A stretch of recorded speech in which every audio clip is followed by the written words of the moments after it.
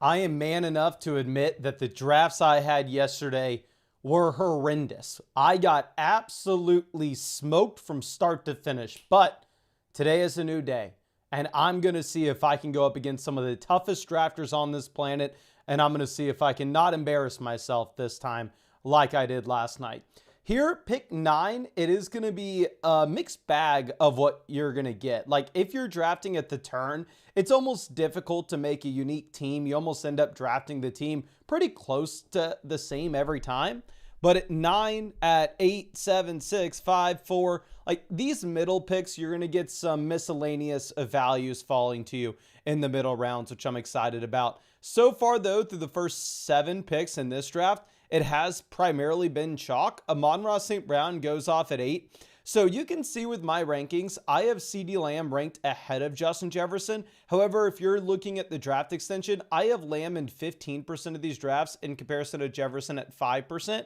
I don't want to have CeeDee Lamb in triple the amount of drafts this year than I have Jefferson. So we will take Jettas here and just balance things out. But thank you, ladies and gentlemen, for coming to the stream. And yes, I will reiterate what is being said in the chat. Spurs in 6, baby. You know what's happening. But, after we take Jefferson, I'm assuming a bunch of running backs will be going, plus Lamb, of course. But you're going to see Lamb, then like Genty, James Cook for sure off the board. Then some combination of like Barkley, Amari Hampton, Devon Achane, and Chase Brown. In Pacero says, how do you get the percentage of players drafted together? Is that an Underdog feature or a flockfantasy.com? Anything you see on this floating island is going to be from the flockfantasy.com tool set. So if you're looking at, say, the combos section, which is, I know what you're asking about, I can throw Justin Jefferson in here and I can see like, oh, okay, with Jefferson, he is paired 13% of the time with Hampton, 14% of the time with Kenneth Walker. You can see your exact pairings of your teams as well. So for my teams, I've mainly drafted Jefferson with Amari and Hampton. And what I'm going to do here is actually something a little weird and a little unique. I'm going to decide to reach on Drake London at pick 16. Because again, if we look at the amount of teams that draft Jefferson and London together, it is 0.4%. So I think this is going to be a very unique start in this draft that we can have a decent amount of fun with. Now, of course, a lot of this is going to come down to the running backs that we're able to get in the next few rounds. And this is going to be a risk here. Don't get me wrong. If we're looking to separate ourselves from the rest of the field in this tournament, I think it is going to be important. This is a new tournament that just dropped on Underdog today. This is the pointer. It's an $11 entry, $40,000 to first, $25,000 to third, $15,000 to, you can see all the prizes here, right? But anyway, how you turn that $11 into $40K is you have to be a top 2 scoring team in your 12-team draft. Then in week 15, you'll go up against 5 other people. If you beat them in week 16, you'll go up against 2 other people. And if you beat them in week 17, you'll go up against like 180 people. And if you beat them, that's how you turn your $11 into 40,000. So definitely want to try to prioritize having somewhat of a unique start. Of course, I don't want to just draft a garbage team for the sake of it, but I mean, we saw Drake London get drafted in this same range of drafts for back-to-back seasons now, and there are no reasons to believe that the Atlanta Falcons offense is going to be significantly worse this season than it has been. And let's see, Breece Hall goes at 24, Travis Etienne goes 25. And yes, this tournament is called the Pointer on Underdog for anybody interested. And if y'all wanted to draft in any of the tournaments on Underdog, you already know the deal. Their basketball drafts to no time commitment at all during the season. So I draft hundreds of teams every year. So I've profited over $127,000 in these Underdog drafts over the past 4 seasons. And if you sign up to Underdog Fantasy with code FLOCK, you're going to get $50 added to your account after you play your first 5. Plus, you'll get access to all of the flockfantasy.com basketball tools and access to all of my best ball rankings as well. That way you have a massive edge in these drafts, and hopefully you can be the person turning either $5 into $100K in the puppy or $11 into $40K in the pointer. And this is getting a little weird here in this draft. We have Trey McBride still available. Neighbors go. So yeah, McBride and Josh Allen are the 2 highest ranked players for me. Trey McBride goes at 32. If I would have gotten Trey McBride here, I would have been over the moon. For me, I have Josh Allen as my highest ranked player. But because we go wide receiver out the gate, what I'm going to do instead is I'm going to make sure we don't fall too far behind at running back. This was the big mistake that we made in the drafts over the past few days. So we'll take Kyren here at 33. I just put out the video talking about my most drafted running backs, and Kyren Williams was on that list. Back then, my average pick of Kyren Williams was like 37. We were getting him in round 4 a lot. So his price has definitely gone up, but I'm still A-okay drafting Kyren in this range. I think you can make an argument for Kyren to be ranked ahead of Javonte, Jeremiah Love, Travis Etienne, and Breece Hall. Now, let's see what we get on the way back. We have Garrett Wilson at 38, Ladd McConkey going at 37. So there are a lot of interesting things happening in this draft right now. Does this team take Rashee Rice?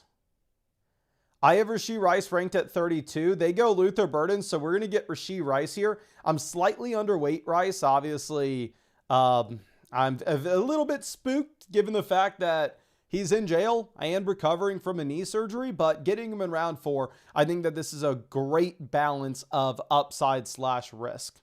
So we will go ahead and snag him at 40. Dr. Goose says, Mason, would you be able to pull up the draft grades? So the flockfantasy.com draft assistant isn't actually going to show you the live draft grades until you're done with the first 5 rounds. Because it's going to take a little bit of time for like the draft assistant to know how you are drafting. What kind of value are you picking up? How unique was the beginning of your draft? Have you structured your team well, or have you taken 3 tight ends inside the first 5 picks? So yeah, the live draft grades will come up after we make our next one. But like, it's very tough to like go through and have a team just start with Jamar Chase and go, oh, that's an A+. You know, you got to see, are they the team that takes Bowers, McBride, and freaking Colson Loveland all together so we can throw them an F. Okay. And yeah, and no worries at all, my friend. I just wanted to make sure you know that. And R2 says season pass giveaway. Yes, I will give away a free flockfantasy.com season pass in this live stream. Let me go ahead and set that up on the other monitor for anybody who is in here now. Let me know what y'all want the keyword for the season pass to be. We will, how about let's do Kyren. Again, we did the, okay, Kyren is the word because this draft is going to strongly rely upon Kyren Williams, our only running back through the first 4 picks. Again, last draft, we had a very similar start, and that was, God, why is that saying the cow? I typed Kyren. I don't know why it said the cow. I'm sorry.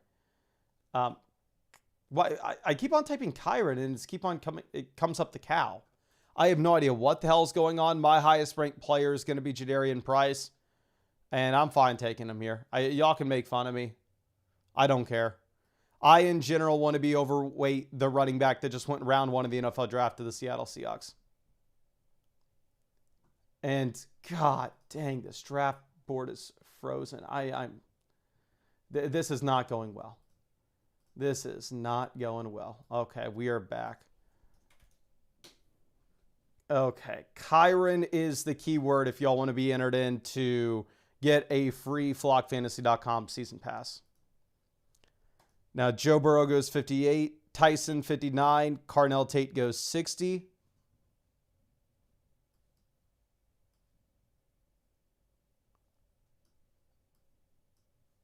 Okay, y'all got to stop saying the cow. I don't know. I don't know what's going on with the cow in the live chat. I'm sorry. Everybody's saying the cow. Is just my thing broken? Something's broken here. Okay. Caleb Williams goes 62. We are going to get one of two things happening. We're going to get either Lamar or Rome Odunze. Rome's been falling based on the foot quote. Lamar fell in this draft for God knows what reason, so we're just going to simply take Lamar Jackson and pick 64. That will be very easy. Okay, I'm going to show y'all what the chat is showing me. Okay. This is what I am seeing right now.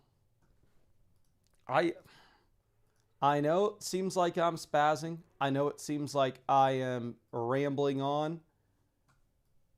This is what I got on my chat. Everybody's saying the cow. I don't know what that's about. I don't know why that's happening. But this, I swear, somebody hacked my computer.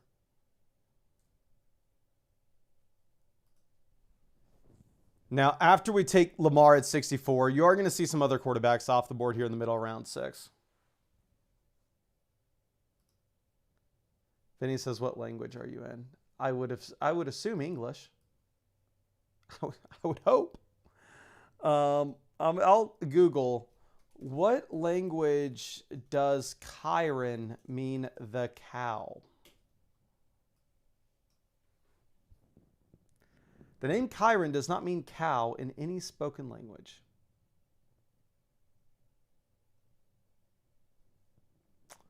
I don't know, ladies. I do not know. I'm interested in seeing, though, how this is grading out. Our draft is grading out quite well. Jefferson, London, Rice at wide receiver. Again, we have a pretty unique start here with this team as well. Kyron and Jadarian Price at running back, RB1, RB2, and we have the elite quarterback with Lamar. Yeah, I guess this team at 11's grading out poorly. If I had to guess why, it's they reach on Caleb Williams with no Chicago Bears stack, which is like, if you're going to take Caleb there at the 5-6 turn, I would assume if you want your team to grade out well, you probably should be pairing him with Rome instead of Jordan Tyson. Okay. Cortland Sutton off at 78. Jaden Reed, 79. My two highest ranked names are going to be Ramondre and Pollard. Ramondre goes, so we will take Tony Pollard here because y'all know the rule. Tennessee Titan in every single draft. Is it smart? Nope. But it's what we're doing this year. And we have caught up on running back a decent amount. We can use the draft assistant to see what we should be doing through the rest of this. It looks like the math is pushing closer to 2 quarterbacks as opposed to 3. Running back, it looks like 5 and 6 are going to be in play. Wide receiver, it looks like 7 is most likely what we want to be going with, or we could even get to 8. And then obviously we want to be doing 3 tight ends. So since it's 7 or 8 receivers, 5 or 6 running backs, 3 tight ends, and 2 quarterbacks, we have a pretty good idea of what we should be doing here through the next few rounds. Okay. Antler Ice, I'm excited to see the audition video, my friend. Now, we'll pull this over. Jordan Addison goes 85. Godwin off 86. I don't even know what we want here. Like, we can take Mahomes to stack, especially if we're done at only 2 QBs. That would be nice. I believe Quentin Johnston. Actually, Tucker Kraft's my highest ranked player. It goes Kraft, Quentin Johnston, Herbert, then Mahomes in my ranks. Let's not overthink it. If Kraft's our highest ranked guy and we don't have a tight end, even though we have Rashee Rice, like having Rice would be the reason why I feel like we would want to pull up Mahomes, but we're not going to do that. And dear God, this team at 8 going with a very interesting build. They're going with the hero wide receiver with the Amon-Ra St. Brown. And then they go Hampton, McBride, Jacobs, Bucky, Tootin, Ramondre, and Justin Herbert. That is insane.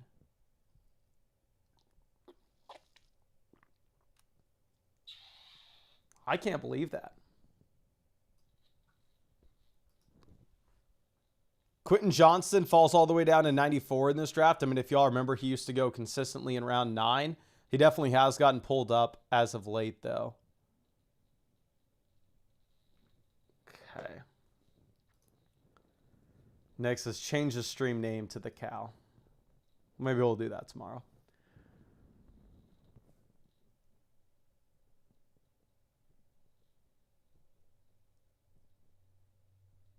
Vinny says, in fact, the symbol next to the names you showed us was Norwegian. Somehow you changed your keyboard.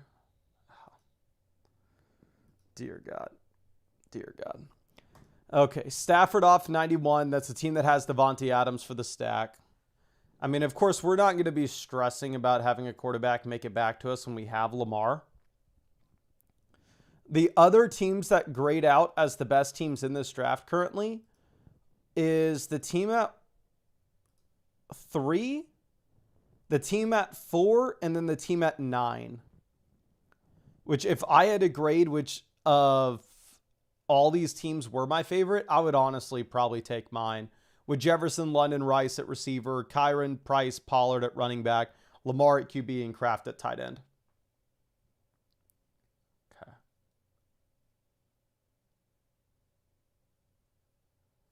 Michael Wilson goes 102.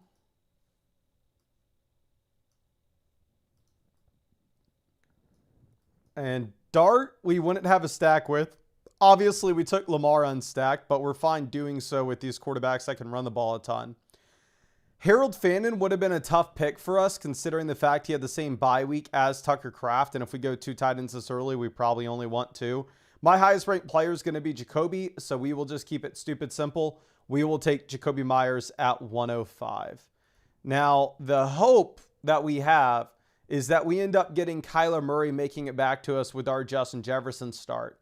There is the team at 108 and 109 that has Addison. However, they also have Josh Allen, so by no means is it a guarantee that they will take Kyler Murray. So taking Jacoby gives us some locked-in wide receiver points. And if we miss out on Kyler, we could always pivot to Jordan Love, seeing the fact that we have the Jordan Love and Tucker Kraft stack as well. Jonathan Brooks off the board at 107.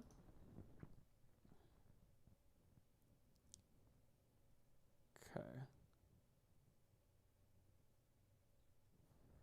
Pittman off 102. Concepcion goes 103.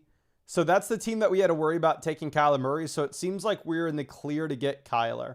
And then once we take Kyler, we're pretty locked into the 2 QB build. Yeah, Kyler Murray's not only my highest ranked player. I have him ranked over Jared Goff in a vacuum, if you're just looking at my rankings here. But also, again, we have the Justin Jefferson stack, so it's a no-brainer. But once we take Kyler, we can go through and check this out one more time on the math of if we would ever consider taking more than 2 quarterbacks here. So it looks like 2 quarterbacks has the highest playoff rate, semifinals rate, and finals rates. So we're pretty locked in to 2 quarterbacks with what we've done and what we need at the other positions. Running backs, we're still looking at 5 or 6. Wide receiver, we're still looking at 7 or 8. And then tight end, we are still looking at 3 despite the fact that we took Tucker Kraft. Okay. Space says, Mason, man, I'm glad you weren't in New York last night wearing that Wemby jersey. Yeah, I saw a video. I'm sure y'all, this may be what you're referencing. I saw a video of like a Spurs fan walking through New York wearing a Tim Duncan jersey, just by himself, minding his own business. And he got jumped. It's like, what does that accomplish? You know? Like, why would anybody ever think that's a good idea?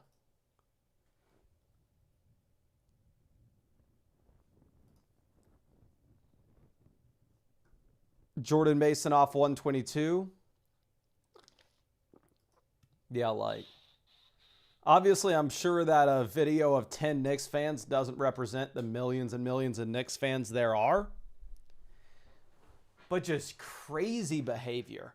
Like, if you're going to jump somebody for wearing a jersey, like, you're taking things a little too serious, my friend. Now, Mark Andrews goes 126. Jaden Higgins off 127. I don't even know what we're going to want here. Shakir goes 128. I definitely don't want Shakir. I'd rather take Kincaid over Shakir. My highest ranked player is Diggs. Do we take him? Yeah, we'll take Stephon Diggs. We're fine with it. We'll go Diggs 129. Especially knowing we have Kraft. Like, we have enough upside at tight end that I am okay with us not,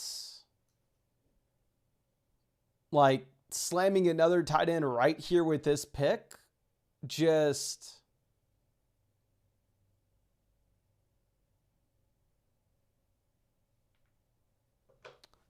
knowing, like, we're going to take 3 regardless. So if we're already locked into that roster construction, I would rather just grab our highest ranked receiver. Okay. Cam Ward goes 133. Again, I've already showed y'all we are done at quarterback personally. Jalen Coker goes 134. My highest ranked non-quarterback would be Tyrone Tracy, then Travis Hunter, then Omar Cooper. Which Omar Cooper would give us a Week 17 game against Minnesota. Keaton Mitchell goes, so we'll just keep things simple. We'll take Tyrone Tracy.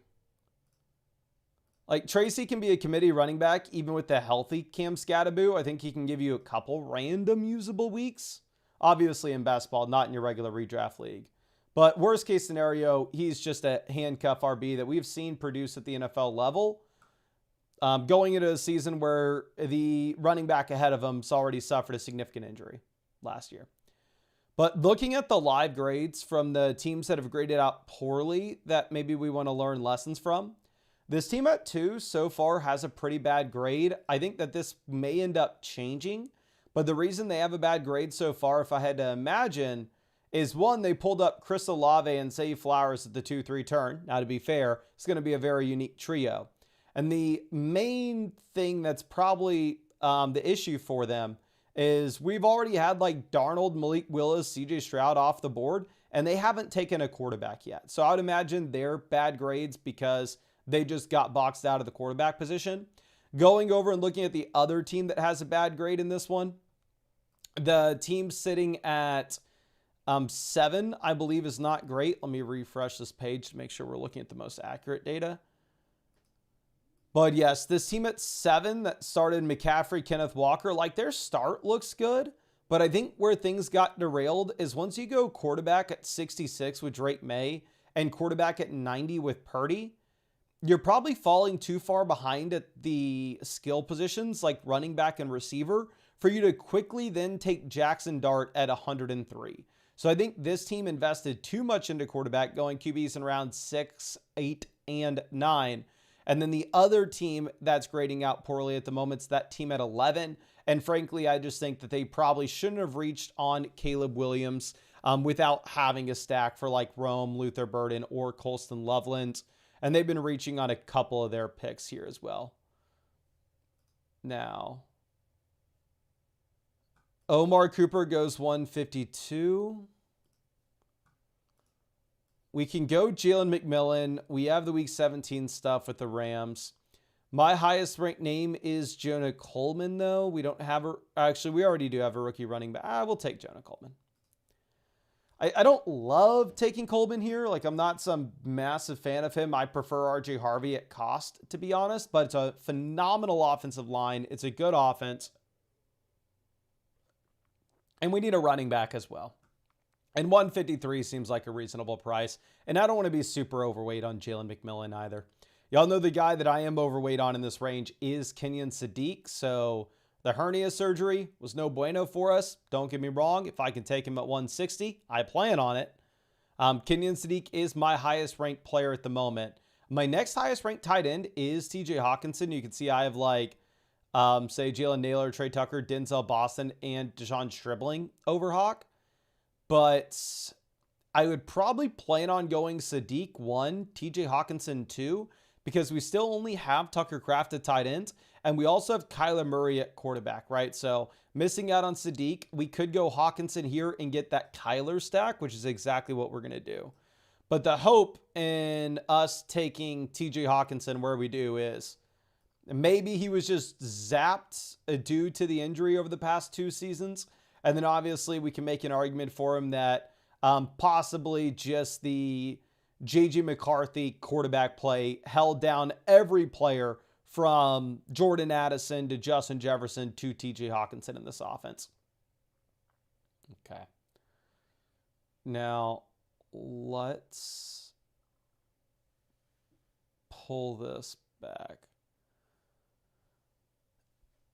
Denzel Boston goes 162. Ryan Flournoy goes 165.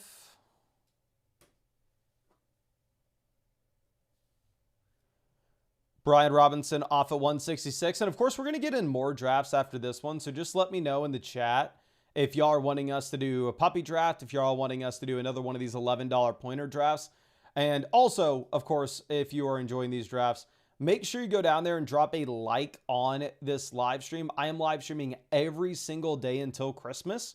We're going to be doing these underdog drafts every single day until kickoff. We're going to be answering your fantasy football questions in the live stream every single day during the season. So yes, please drop a like, subscribe to the channel if you have not done so already. And if you hit the bell next to the subscribe button, YouTube's going to tell you whenever we go live. Okay, now Ted Hurst off the board at 171. Dylan Sampson, 172.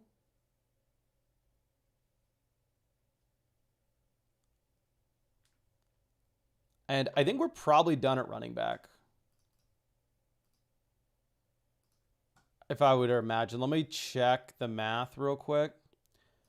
Yeah, we're back in line where a third QB could be possible because we've caught up on RB. And wide receiver, we can get away with 7. I would still rather have the 8th wide receiver here as opposed to the third quarterback. But again, I think that's like a sign in which you've drafted a good team. We may actually take Trey Harris here. Yeah, let's take Harris. We have the Rice Week 17 matchup. But I think a good sign is when you go through and you look at a lot of the positions and you just look at the underlying math of it and you're like, well, you know what? It seems like we have an extra spot that we can send over to running back, wide receiver, tight end, or quarterback. You know, it's like we have enough points at every position. We built out a very well-balanced team. Now, Emmett Johnson goes 180.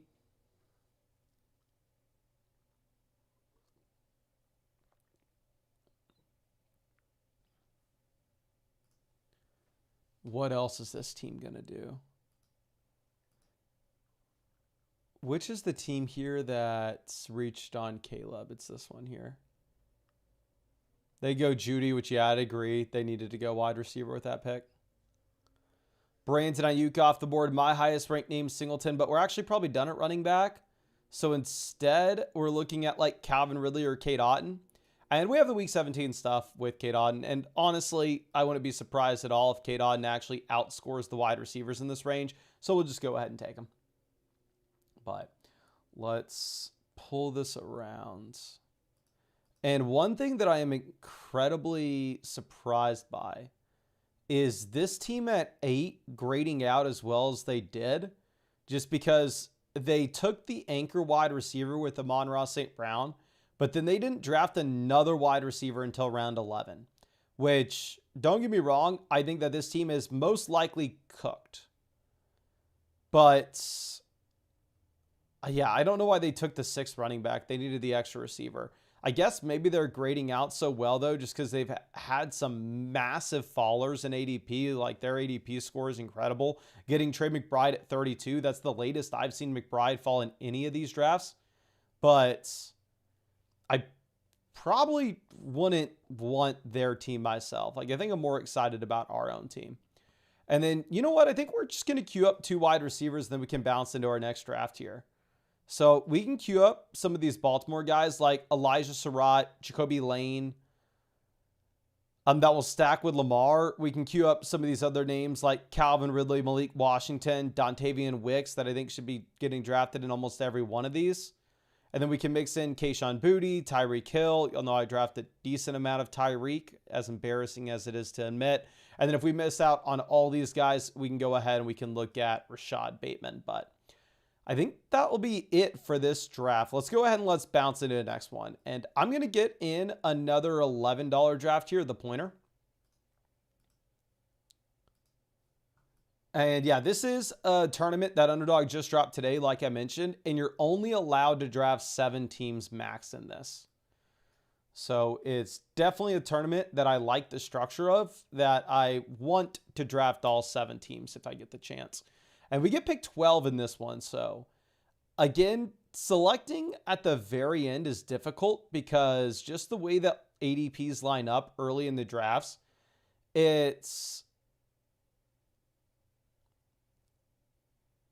pretty chalky. You know, like a ton of teams at 11 and 12 look the same. So your only real option when you're at like 12, if you want to get a unique team, is you need to go out there and you need to reach a decent amount on one of these picks, which isn't the most exciting thing in the world. Okay. Gavin, happy to see you as always. Says, hope things are great. 2 weeks left as apprentice. I am happy to hear you're doing well, my friend, and let me know when it is over. That is awesome. Now, Danny says, Loveland at the 3-4 turn to get unique. That actually would work here because, like, say we start this draft off with James Cook, right? Because this is a super common pick that you'd make at 12. And then if you reached up, like, we can just scroll down and see the amount of teams that draft James Cook and Colston Loveland together. Like, once you're at the end of the 3rd round, like, T. Higgins is on 23% of James Cook teams.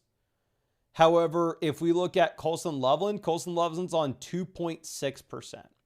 So this is what I mean when I'm saying, like, if you're at the turn, if you want to have a unique team, you may end up just having to reach dramatically. Where in the middle, you're allowed to kind of let the value fall to you.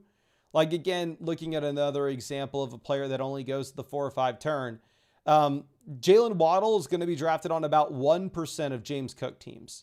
Again, going to the chalkier names, like Tedero McMillan's going to be on like 22% of them. T. Higgins is going to be on like 23% of them. So you're looking at like 22 times the amount of James Cook T. Higgins teams as James Cook Jalen Waddle teams. And how different really are Jalen Waddle and Jalen Waddle and T. Higgins from each other. Ashton Genty is going to be our pick here. Genty's my highest ranked name. We're probably going to take Genty and Cook. But again, let's just grab one of these guys. Let's take James Cook here, and I'll show you this example as well. We have James Cook. The most common pairing with James Cook is Devon Achane. They play against each other in week 17. We should expect that to happen to like 21% of drafts.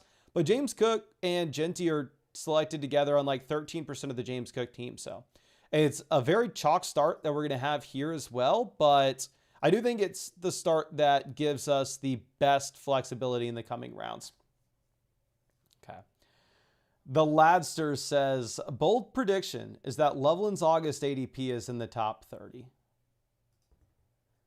I would find that hard to believe, my friend.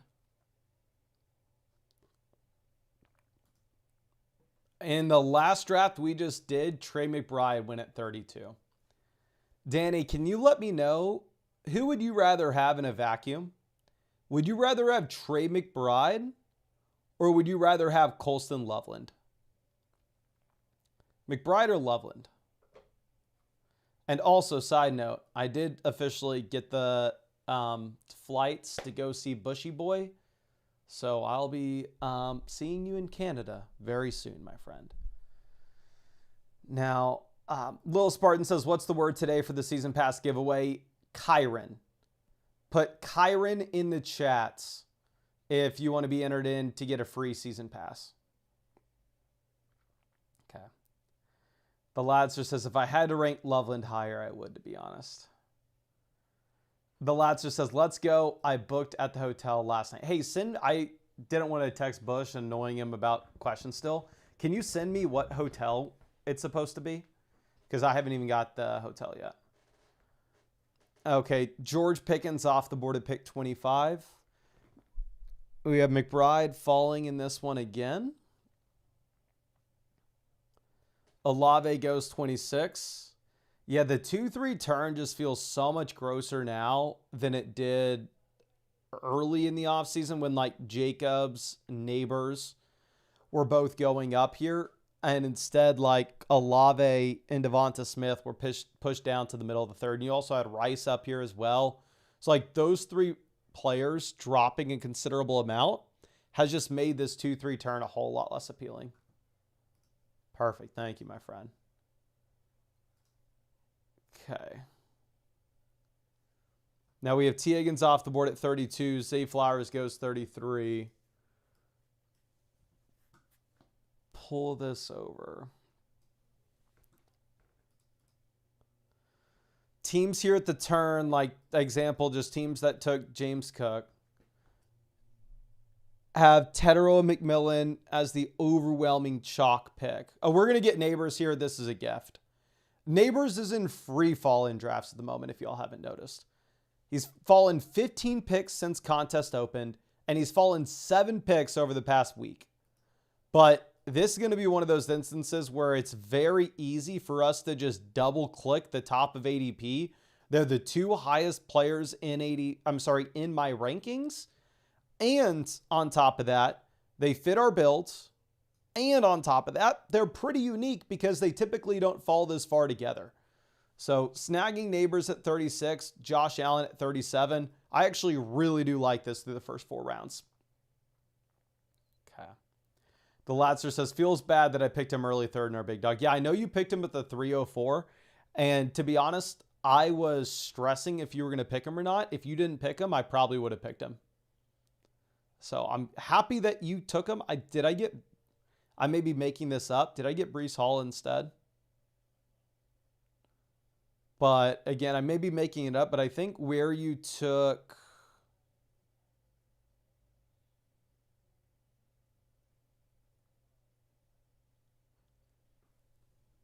Yeah, I think where you took Neighbors, I took Breece. I'll check.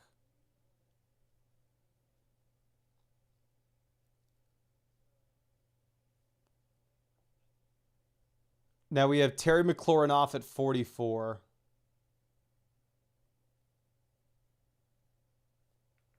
Manuel says that Amon-Ra team is crazy. The Amon-Ra team has St. Brown, Achane, Kyron, and Burden. Yeah, I think it's a strong team. I love the St. Brown and Achane start. Waddle goes 47.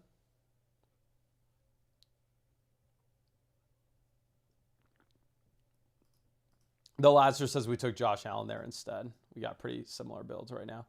Yeah, I've been A-okay taking Josh Allen at cost, to be honest. Judkins goes 50. Loveland goes 48. Danny, what's your Loveland exposure at the moment?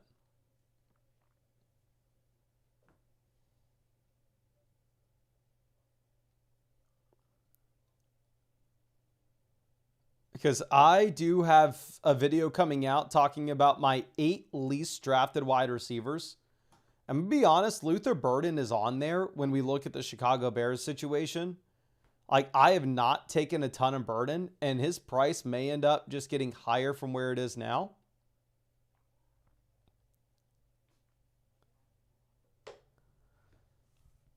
And side note, with that video that's about to drop, it's probably going to come out tomorrow, going through my least drafted wide receivers. I'd be interested to know what y'all think of it, because Nick, the editor who made the Flock League videos this past year, he edited that video instead of Thomas. So it may look a little bit different, and I'll be interested to know your opinion on the changes, or if you don't even notice. Okay. The Ladster says might be over 50%. Dear God. I think I don't even want to tell you about my Loveland exposure is. So my 2 highest ranked names are going to be Jadarian Price and Bucky Irving. If y'all noticed, I've been taking a ridiculous amount of Price. He's my highest ranked name here. And then when it comes to taking Bucky, I'm probably not going to be able to do it. now that I just realized we only have Malik Neighbors at wide receiver. So instead, we will take Jordan Tyson. I almost grabbed Bucky Irving, which of course, if we would have done that, then we would have been done at 4 running backs and locked into a hyper-fragile build. But for the flexibility's sake of this team, I think it makes a lot more sense for us to take Jordan Tyson. And now at running back, we have James Cook, Ashton Jeanty, Jadarian Price. Wide receiver, Malik Neighbors, Jordan Tyson. And the elite quarterback with Josh Allen. Okay.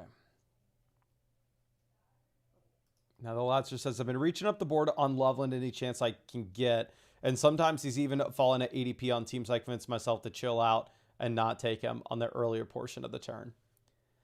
I do feel like the downside case of Loveland, you're probably like hypothetically, Loveland is cooked. It's not the end of the world, right? Like hypothetically, you draft a ton of Colston Loveland. He falls flat on his face. And he finishes as the tight end 15 in points per game. Because that is in the range of outcomes. Like if we're just going to be honest. I'm not saying it's the most likely scenario. But I think like the floor is he finishes as the tight end 15. At this cost, you can still win by taking Loveland. It's not an immediate L. Obviously, if you have that type of fall from Bowers or McBride, GG's, wrap it up. You got no shot. But you'd be at least live with Loveland there. This team at 1 is very interesting, and they take... Actually, no, never mind. They have Loveland. That's a great team at 1, getting Caleb there at 73. Okay. Now we have DK Metcalf going 78. Cortland Sutton goes 79. Yeah, that Amon-Ra St. Brown team is grading out incredibly well. For us, our biggest thing that I need to remind myself is you only have 2 receivers with Neighbors and Jordan Tyson in the first 6 rounds. You want to be taking wide receivers if you get the opportunity to. Now, looking at this draft board, looking at my rankings, I don't know if we're going to get the opportunity to. Kale decides to go with Justin Herbert. My highest ranked names, we have Dak Prescott here as the highest. Then Tucker Kraft, Quentin Johnston, RJ Harvey. Dak Prescott goes. We're going to take Tucker Kraft, who's my highest ranked name. And then my next highest ranked name is going to be Quentin Johnston. So we'll snag him as our wide receiver 3. So at least we get 1 wide receiver here at the turn. Is it the most ideal set of turn picks for us? No. The most ideal scenario would have actually been like we had 2 wide receivers falling, like Cortland Sutton and Jordan Addison that we could have taken here. Or we would have even just gotten like Jordan Addison and Quentin Johnston. But just at least getting 1 keeps us in the fight. And make sure we're not falling too far behind at the wide receiver position. We have Jacoby Myers off the board at 88. Chris Godwin goes at 89.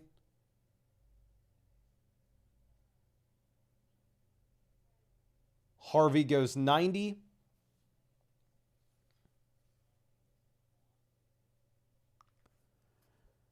Is that an unstacked? Yeah, Vinny takes an unstacked Mahomes here, but one thing you have to think about with Mahomes, of course, is you do have options late with Xavier Worthy in the following round and Travis Kelce 2 rounds later.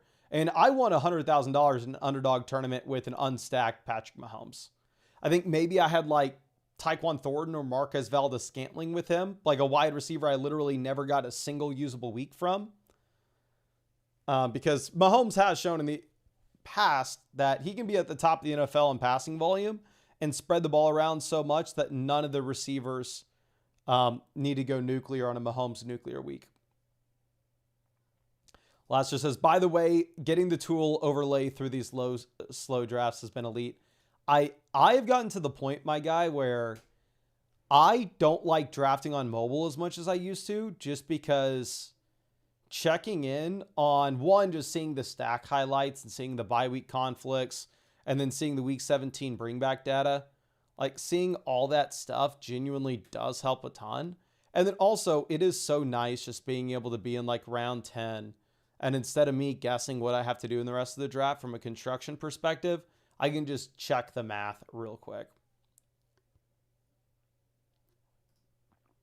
Vinny says, Mason, did the devs get rid of the uniqueness on the grade overlay?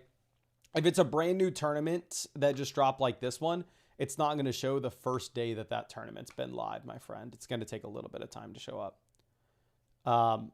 But like it should still be there on like Best Ball Mania or the Puppy. Okay. Danny says, bro, that's literally been happening with me. Haven't been making nearly as many phone picks. Yeah, here's what I'm hoping for with like all the improvements that we've had with the draft overlays is I'm hoping I just don't draft many dead teams.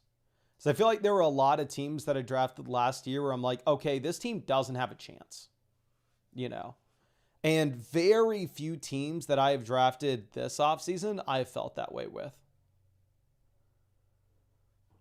Okay, Kyler Murray goes 105. Josh Downs off the board at 106. If you're looking at my rankings, Harold Fannin and Kyle Pitts are the two highest ranked names that I have.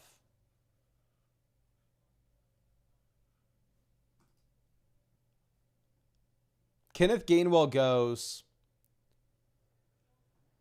Okay, here's the deal. Harold Fannin is too good of a value to pass on at 108. He is going to outscore all the wide receivers here.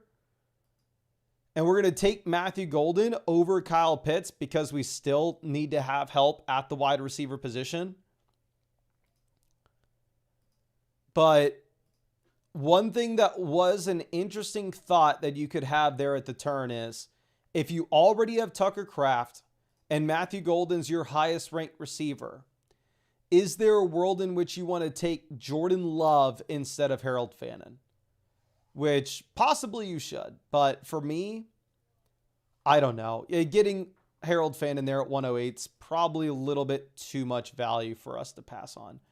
And looking at the updated math, I know that Harold Fannin and Tucker Kraft share the same bye week, but taking tight ends at pick 84 and 108 means that we're still wanting to take a third tight end anyway. So I wasn't too concerned about those two tight ends sharing the same bye. Like you can see higher finals rate, semifinals rate, and advance rate based on the 3 tight end build as opposed to the 2. Wide receiver, looks like we're going to want 8 of these guys. Obviously, we're pretty light at the position with only Neighbors, Jordan Tyson, Quentin Johnston, Matthew Golden. Running back of 4 and 5 are both in play, probably leaning with 5 though. And then quarterback, we have Josh Allen, so we're only taking 2. Unless, I guess, if we were to wait to grab our second guy at the very end of this. But even in that instance, we still probably only take 2. Nick says, last year was my first year drafting best ball, and I took a lot of people before ADP and didn't stack as much. So watching you and others using the tools helped me tremendously. I'm really happy to hear that, my friend. I hope that your teams absolutely crush it this year. Okay. Now, let's see. Jaden Higgins off the board at 120.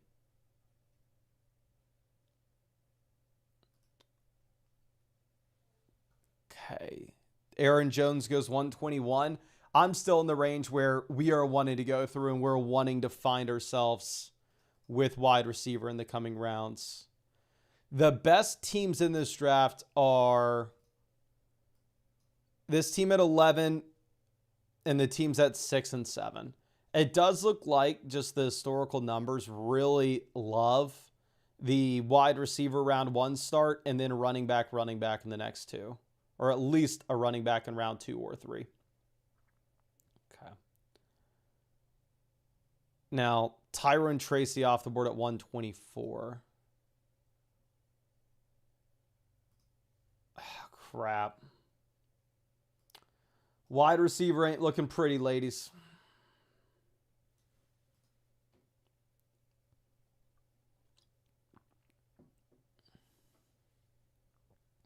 I just had a great idea for the title of this live stream tomorrow. Title of the live stream tomorrow is "This Draft is for the Ladies." That'll be a banger. Okay, Baker Mayfield goes 130.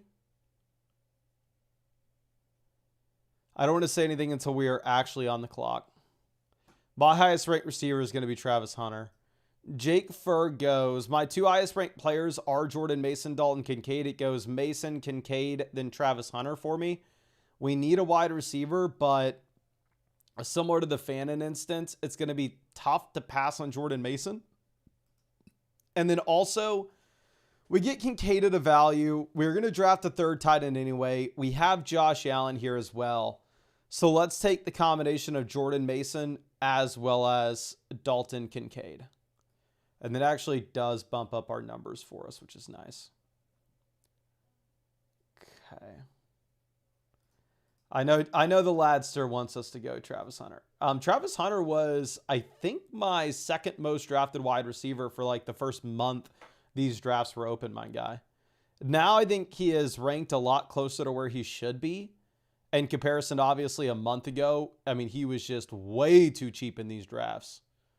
But I'm still A-okay taking him. Don't get me wrong. Now we have Dallas Goedert off the board at 138. And 2 things if y'all are just now coming in. 1, if we hit 450 likes on this stream, we are going to be getting in a 4th draft tonight, not just 3. And 2, with that as well, the code word to be entered in to win the free season pass at the end of this live stream is going to be Kyron. Kyron as in Kyron Williams. You just type Kyron though, and you will be entered to win a free season pass at the end of this live stream. And then obviously, if y'all haven't already gotten your season pass, and if you win a free one and you've already bought one, then I will get you hooked up with free start, sit, and trade questions for during the season instead. But I'll make sure you get something for free for hanging out with us. And lastly, if you haven't already gotten your season pass, it is not too late, ladies and gentlemen. It's only $34 to get access to all of the rankings, both redraft and weekly rankings throughout the entire season from pretty much every expert you watch on YouTube, including myself, all of our draft guides, all of our draft sheets, and all the tools for your redraft leagues through flockfantasy.com.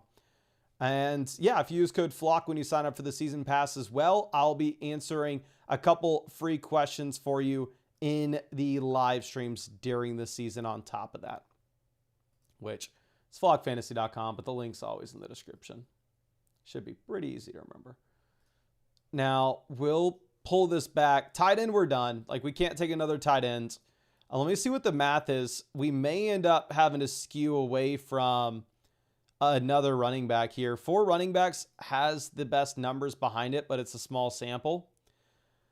We definitely need to start taking receivers. We're going to go Darnold for a second quarterback, though. We do have Jadarian Price to pair up with Darnold, and he's fallen 16 picks past ADP. If we don't take a quarterback here, we're just not getting another one. And then my highest ranked wide receiver is going to be Trey Tucker. So we'll take Trey Tucker to pair up with Ashton Genty. And yeah, now we're going to be done at quarterback as well. So to recap this team, obviously we all know the problem with this roster is going to be the wide receiver position, if Malik Neighbors isn't healthy, is cooked.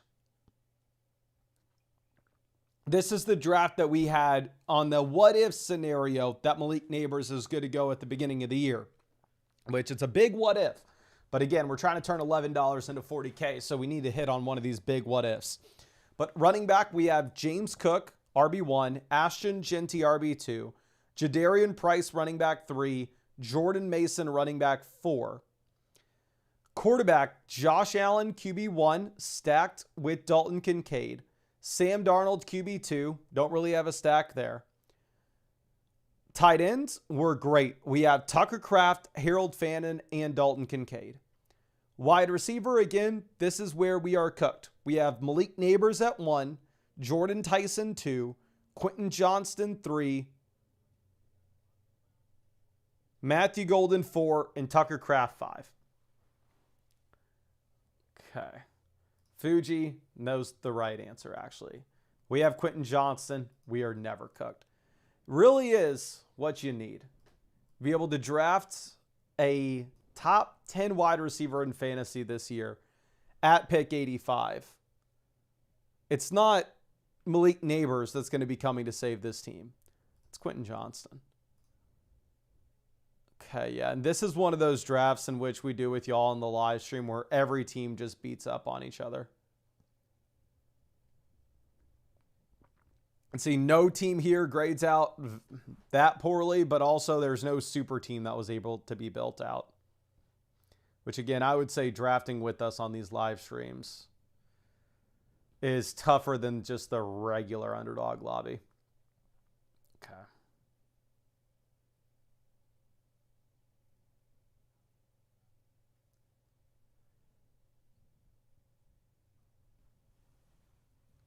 Okay, Gunnar Helm goes 175. Frozen says, use the free version of flockfantasy.com the past 2 years. Was able to get me first in the playoffs. Might have to cop the season pass this year to take down the Flock League.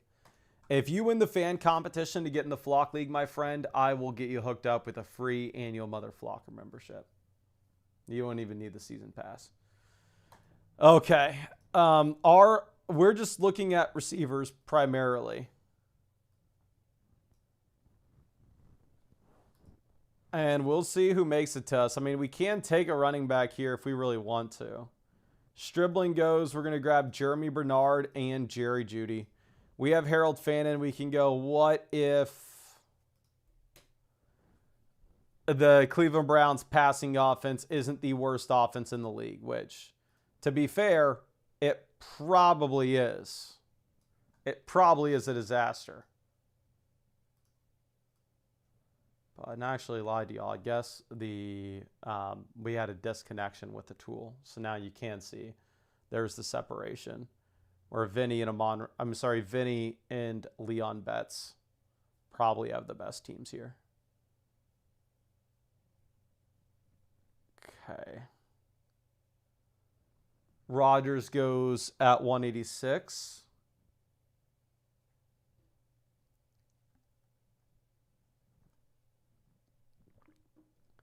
Vishan says, how much did he move Tootin with the Chris Rodriguez foot surgery? Not much. I mean, the reports are saying Chris Rodriguez is going to be good to go by the start of training camp, no? My understanding of things right now is Chris Rodriguez isn't missing any time at all. I mean, of course, I could be wrong.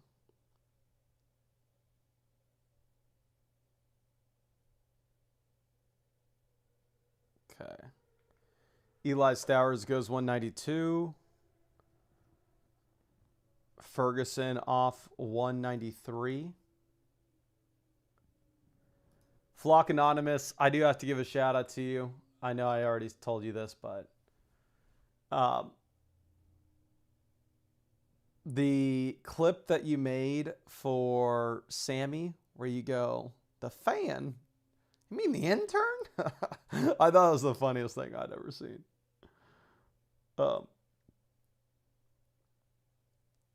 Now, Mike Washington off the board at 196. And we'll get into Basketball Mania after this if y'all really want to. Fuji says, Flock Anonymous, your clips are the most meme-worthy. Yeah, I'll show y'all some of the Flock Anonymous Flock League audition clips in a second if he's still in the chat. Greg Dulcich goes 200. Obviously for us, we are chilling seeing the tight ends off the board. And yeah, the math does say that we probably want to just take a 5th running back and an 8th receiver here.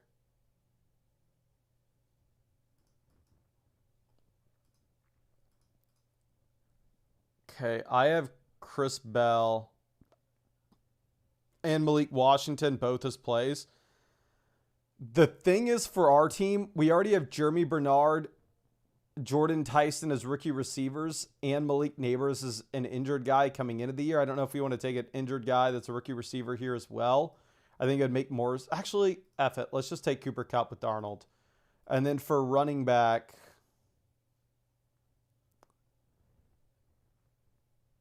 who would we want here? I think we can mix in James Conner and hope that Conner goes to a different team and ends up getting dealt. But let's go ahead and let's hop into... We'll get into Best Ball Mania. My only holdup drafting in Best Ball Mania drafts right now will be there are so many good underdog tournaments that for me, obviously, I love BBM. And I know everybody is very different with their situations, right? Where most of y'all aren't absolute sickos like I am, and most of y'all won't be drafting literally every single day. So it's just like, hey, if I'm only going to do 10, 20 underdog drafts this year, what tournament do I want to enter in most? It's like, oh, okay, I want to enter Best Ball Mania. That's a super exciting one. Let me do that one. Which I understand that. Don't get me wrong. But for me, since I'm drafting every single day, and I know I'm going to draft 150 Best Ball Mania teams, I almost like saving my Best Ball Mania drafts for when there aren't like super enticing other draft tournaments to get in. And here with this, if there's just a single person not knowing what Best Ball Mania is, it's worth bringing this up. It's the largest tournament on Underdog, $25 buy-in, $15 million prize pool, $2 million to first, $1 million to second, $500K to third, $400K to fourth. Highest I've ever finished in this tournament is 16th place. I've never won this Underdog tournament. I've won multiple others, but never this one. I made it to the finals a couple times in this tournament as well. But again, highest place I've ever gotten is 16th. I've never been able to take it down officially. But this may be our year. We'll see. We'll see. Okay. Now, Puganakua goes. We will take Jackson Smith and Jigba here at 5. The Latzer says, yeah, anytime I make my trips to Buffalo, I enter as many of the limited entry contests as I can on my slows. Hopefully y'all get Underdog in Ontario this year so you don't have to keep making your trips to Buffalo to get in a bunch of slow drafts, my friend.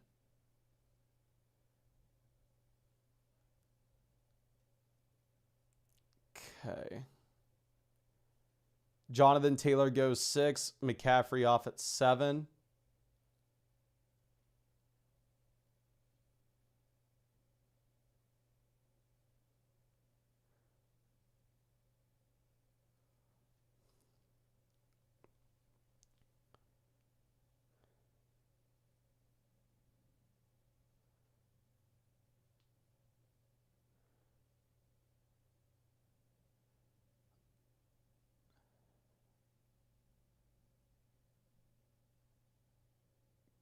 Okay.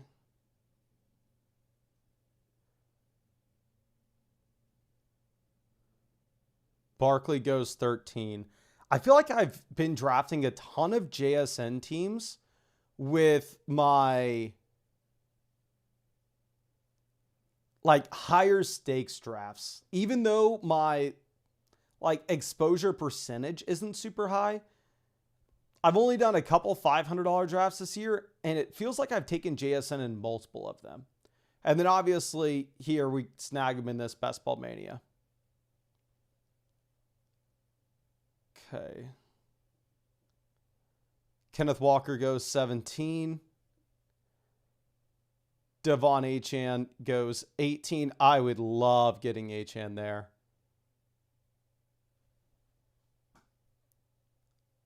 Let me see what the most common JSN pairing is. Hampton and JSN are only together like 4.9% of drafts. And if you look at my rankings, Amari and Hampton's my highest ranked player, and it's not close. So we will take Amari and Hampton and pair with JSN here, and it's going to be super easy to make that call. Okay. After we take Hampton,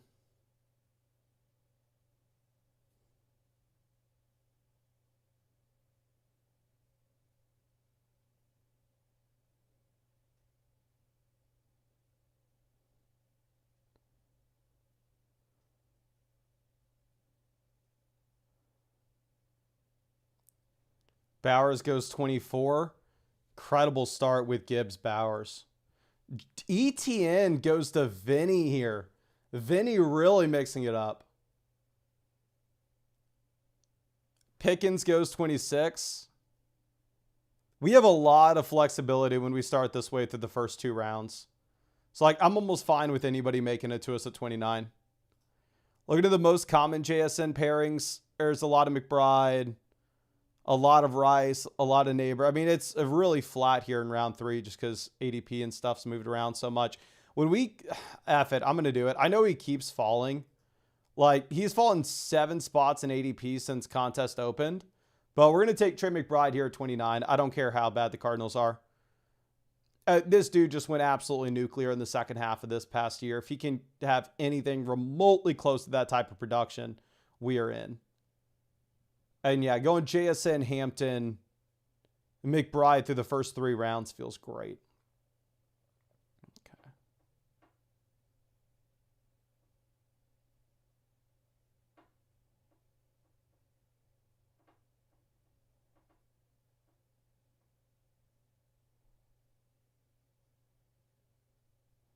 Okay.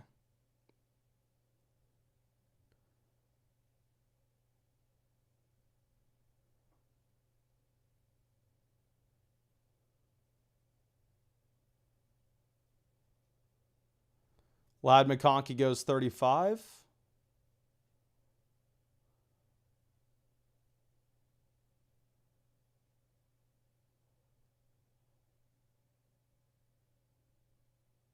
Garrett Wilson off 37.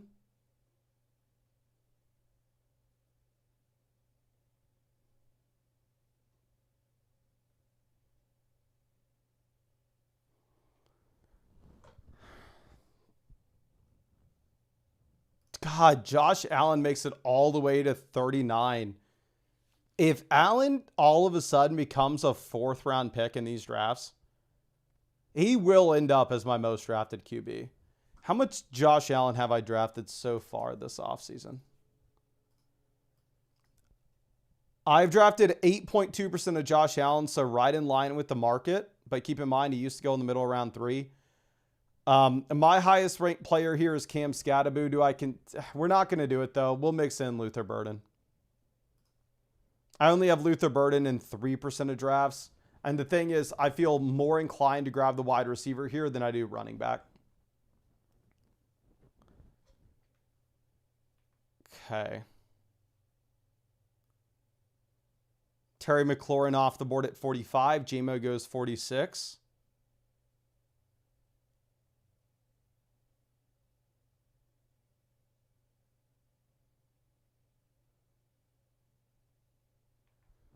DJ Moore, 47. Yeah, Scat made it all the way down to 48. Maybe this is where Scat normally goes if I don't freaking take him here in the middle of the 4th like we have been. But yeah, anyway, let me continue to check my exposure on the elite quarterbacks. So we've been right in line with the market with Josh Allen when he was going in the middle of round 3. Again, like I have 8.5%. If you look at some of the other elite quarterbacks, I am overweight on them. I have Jalen Hurts in 15% of these drafts. It's like twice the average. I have Lamar in 8.2%. I have Jaden Daniels in almost 9%. I have Drake May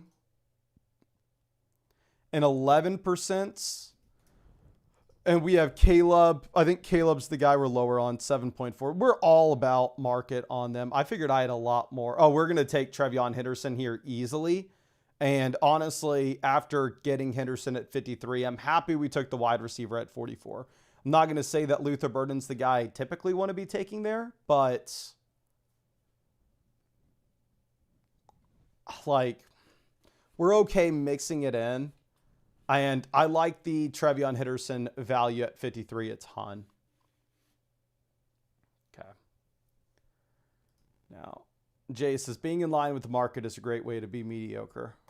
Yes, my friend, which is why JCR-01 has won a ton of Underdog tournaments in the past, is highly profitable on Underdog over the past few years, and I've only profited 127,000. So, correct.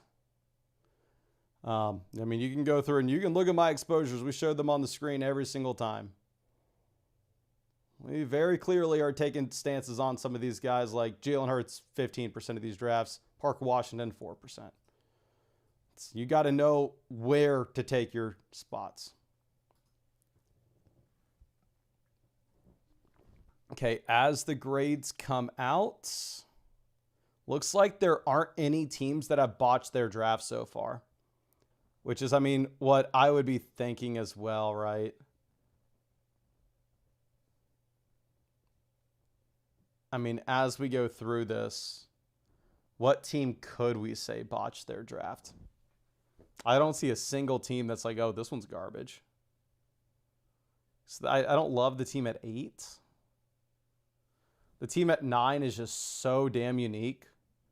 Like, nobody is taking Jefferson and Love together.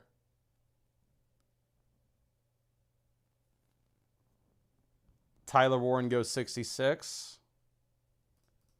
We'll see who we're going to get. We don't have any of the QB stacking options now that we have Luther Burden off the board. We're going to take... dear God. We're going to take Marv. What you could convince me of here is to go with Mekhi Lemon with the hope that Jalen Hurts would make it back to us with the next pick. But the problem was the team we checked after us that's going to have 2 picks before we're on the clock again has Devonta Smith and no quarterback. So the probability of us taking Mekhi Lemon and then actually getting our target with Jalen Hurts on the way back around in round 7 would be slim to none. And again, I know it seems like we've paired McBride and Love together a lot, McBride and Harrison together a lot. And a general rule of thumb that I like having here when we go through and when we say take, I don't know, we take Trey McBride or we take any of these Arizona Cardinals early. It's like, hey, if this team's going to be any good, what probably needs to happen is we probably need the Arizona Cardinals offense to not be horrendous. So that's why I'm fine taking Harrison here too and just going like, what if the passing volume in Arizona can carry over year, which is obviously not super likely. We got Mr. Clean out here. Hope you're doing well, my friend. I was just saying the Flock Anonymous clip. My 2 favorite clips from Flock Anonymous have been the fan. You mean the intern? Okay, real quick. We don't have any quarterback stacks here. I don't love the QBs here anyway. My highest ranked players are Ramondre. I don't love taking Ramondre and Henderson. It's just a significant investment into that range. We'll take Sutton here instead. Like, I'm fine taking 2 running backs from the same backfield, but to take them at 53 and 77, I'm not doing that. But my 2 favorite have been the fan. You mean the intern? And then also, Zach doesn't have any hair. I thought both of those are so funny. But no, Travis Etienne doesn't typically go this early. I think Vinny was trying to mix it up. Etienne and Kyron never get drafted together in this tournament. Ragus is where you watching tomorrow's game. I have no idea, my friend. I just made pickleball plans at 4 p.m. tomorrow. So we'll have to be thinking about that.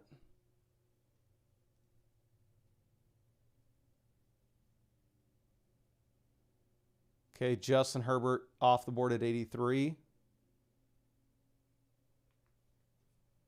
But we'll be there.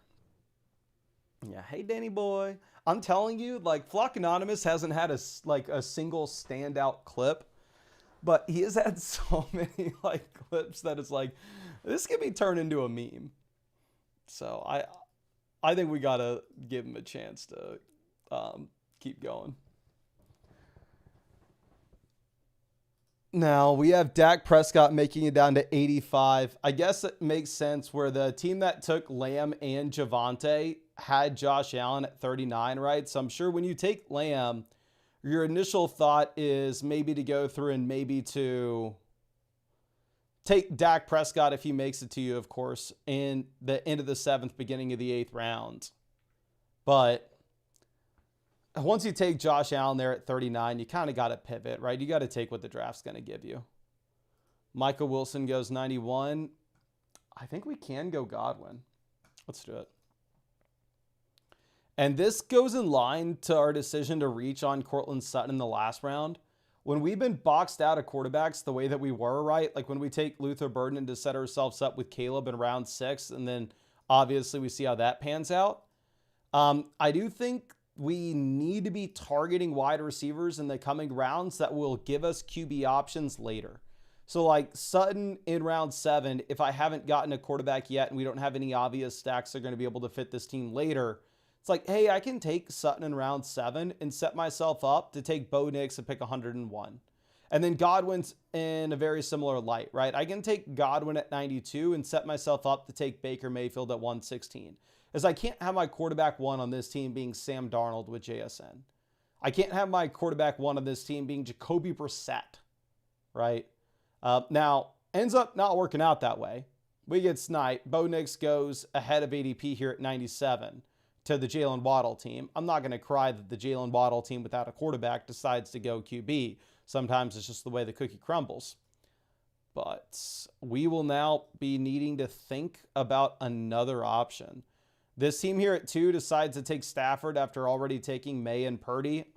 Assuming that's why their grade just got nuked. They shouldn't have gone with the 3rd quarterback there. Jackson Dart off the board. Goff hasn't gone yet, so it's a long shot here, but we will take Sam Laporta as our 2nd tight end paired up with McBride. We can use the construction tab on the site to just show the historical math and what it looks like.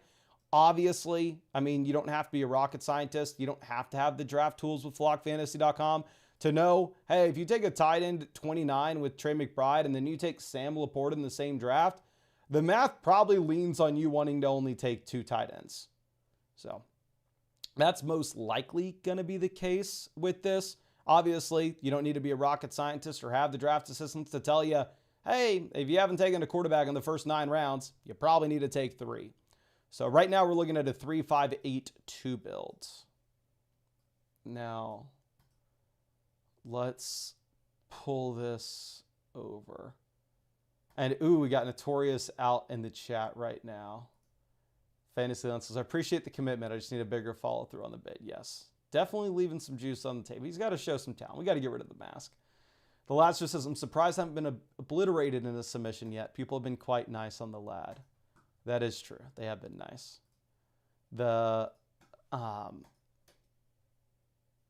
Feel like the guy who called the biggest shots was the Dynasty Wizard and also the funniest. Okay. Ooh, 150 more likes for us to fire up a 4th draft after this one. So if you haven't done so already, please go down there, drop a like on this stream if y'all want us to get into another draft after this. Now, Braden says you should do a pickleball tournament to decide the Flock League picks. The thing about determining the Flock League draft order is it has to be something where we don't know who's going to win going into it, right? And if it were to be like pickleball, before we play, I mean, it isn't a flex. Ooh, look at me. I'm good at pickleball. I played tennis. Of course, I'm going to be better than people who didn't play tennis. But like, we would already know who's going to win. You know, it wouldn't be fair. So we've struck out on our quarterbacks. We took Sutton to get Bo Nix. We took Luther Burden to get Caleb Williams. We took Sam Laporta to get Jared Goff. Every single time, whiff. So we're just going to have to take Baker Mayfield here and pair up Baker Mayfield with Chris Godwin. And then we're going to have to look at some pretty gross options late. This may be one of those teams in which we are pretty underweight quarterback. We're going into the season with freaking like Baker Mayfield, Sam Darnold, and Jacoby Brissett, and hoping that somehow Baker can repeat what we saw 2 years ago, or Jacoby Brissett can repeat what we had at the end of last season, which of course, both of those are unlikely. Or Darnold can all of a sudden, for the first time ever, have a bunch of passing volume. Okay. Now, we'll pull this down. Chivo says, if Ayuk goes to the Commanders, does he become wide receiver 1? No. If Ayuk went to the Commanders, I would say that in my rankings, I put him ahead of Jaden Higgins, but I put him like round 10. Like, I don't really know if I move Terry McLaurin down at all. Like, I think Terry McLaurin for me would still be like an early 5th, late 4th round pick. And Brandon Ayuk would be like a 10th or 11th rounder. Last just has been playing some tennis lately. It's fun. Tennis is the absolute best. It doesn't get better. The only problem with tennis is if the skill gap's too large, it's not fun. But yeah, if you can find somebody that's about the same as you in tennis, it's the best thing ever. Okay, so quarterback options. Again, we talked about us having to go with the disgusting name later. Maybe we go ahead and take Jordan Mason here at 125, just under the assumption that people are going to be really worried about this Chris Rodriguez stuff and move Rodriguez down dramatically. Like, we have already seen him falling a considerable amount. Okay. We have Shakir going at 126. Stephon Diggs, 127.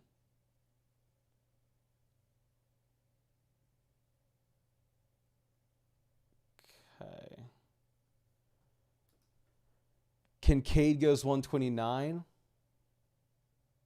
For us, just seeing any tight ends off the board in general is a good thing, right? When we have McBride and Laporta, the last thing we're doing is taking a tight end.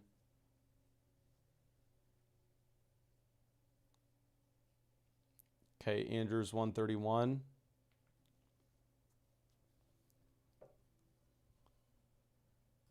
I did consider Malik Willis there at 125 because, again, Willis is one of those options in which you have the rushing upside while at the same time you do have the stacking options late. Like, all the Miami Dolphins pass catchers go after Malik Willis. Okay. Now, Keaton Mitchell off 134. Chris Rodriguez finally off at 135. Yeah, so it looks like Rodriguez is going to be a big-time faller in these drafts. For us, it's very obvious what we're wanting, right? We are looking at Darnold as the name where we only have one quarterback and we have JSN. Daniel Jones goes to this team that only had one quarterback. They had Tyler Warren. This team here is Burrow and Love, so I'd assume that they're done. I'd assume they go tight end when they don't have one, but of course it could be wrong.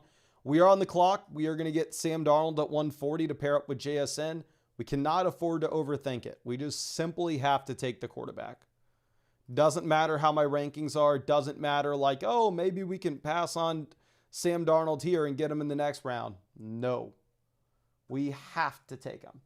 And I just realized that we got the frozen screen again, but we're back.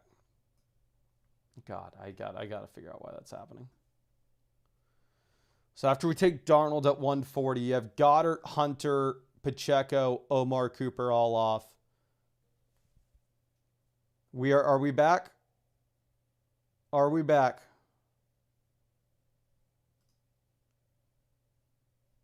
Okay, Jalen Naylor goes 148. We're on the clock again. We have the stack with McMillan. We're going to take him. No quarterbacks are interesting. Thank God we back. Oh my gosh. So here's what I've been doing. I turned off the Wi-Fi. I plugged in Ethernet and was thinking that was going to be more secure. And it's fast when it's working, but we just randomly drop. So now I turned back on Wi-Fi. So now we're not using the Ethernet anymore. And hopefully this works. Okay. Now, we take McMillan for the double stack with Baker. Again, our team is going to go as far as Baker lets us. I wonder if it's getting to the point where we need to think about drafting 6 RBs. We have Amari, and yeah, that's exactly what the math shows. It's like at first, it was optimal to go with the 5 running backs based on our start, going with Amari in round 2 and Trevion in round 5. But since then, we've only taken Jordan Mason. So now it would be advantageous for us to stop at 7 wide receivers and instead grab a 6th running back. So we're going to need to go through, we're going to actually need to take 3 more running backs in this draft. And then again, 1 more quarterback. And I'd assume that quarterback, more likely than not, ends up being Jacoby Brissett. Now, the concern, of course, is that we take Jacoby Brissett to pair up with McBride to pair up with Harrison, and Jacoby's not even the guy here. But we are done at tight end. Doesn't matter who falls. Doesn't matter how far they fall. I can't take them. So we are only looking QB, running back, and receiver. My highest ranked name is Algier, which we're going to take him. We need 3 more running backs. We have McBride and Marv. And what happened for the Arizona Cardinals options with Michael Wilson and Trey McBride to go nuclear in the second half of this past year? What happened was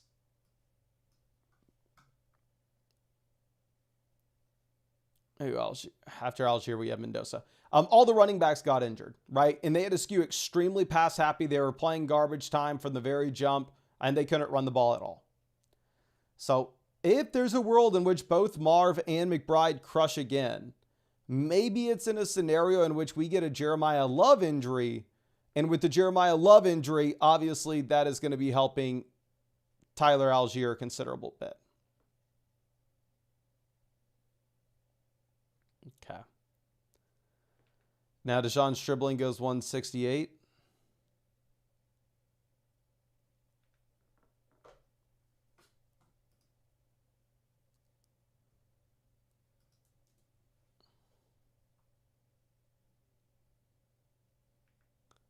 AJ Barner 170. We can go Rodgers here if we just want the certainty of a 17-game starter, and then we can take like a... Actually, I don't even know if we would get Jeremy Bernard on the way back.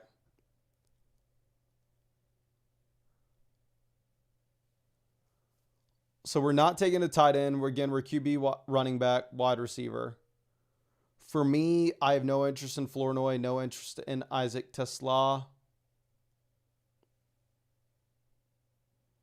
I think I may just take Rodgers.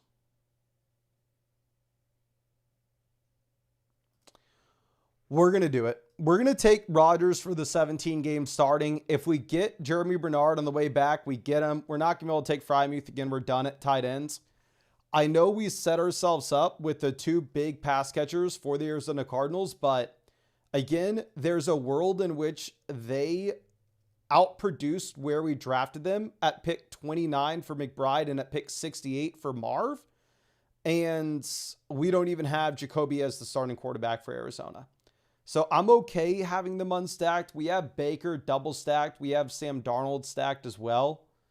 So it very easily could be the wrong decision to take Rodgers here. But another thing that I'm concerned with is, 1, there's nobody that I'm super excited for. 2, I really don't want to take Brissett over Rodgers. And 3, like if we pass on Rodgers here, we're not even guaranteed to get Brissett on the way back around. Which if we passed on Rodgers and then all of the quarterbacks went off by the time we were on the clock again, I would just be in a world of pain. My actual hope was going to be that we actually had Mendoza making it to us at 173. Okay. Now, let's pull this over. Braden says, are we getting in another draft? Yes, sir. If we hit 450 likes on this stream, we're going to be hopping in another draft after this one. So again, hit that like button if y'all haven't. And if this is the last one, we're going to be giving away a season pass in about 5 minutes. To enter in to get the free 2026 flockfantasy.com season pass, drop your keyword in the chat right now, which the keyword is Kyron.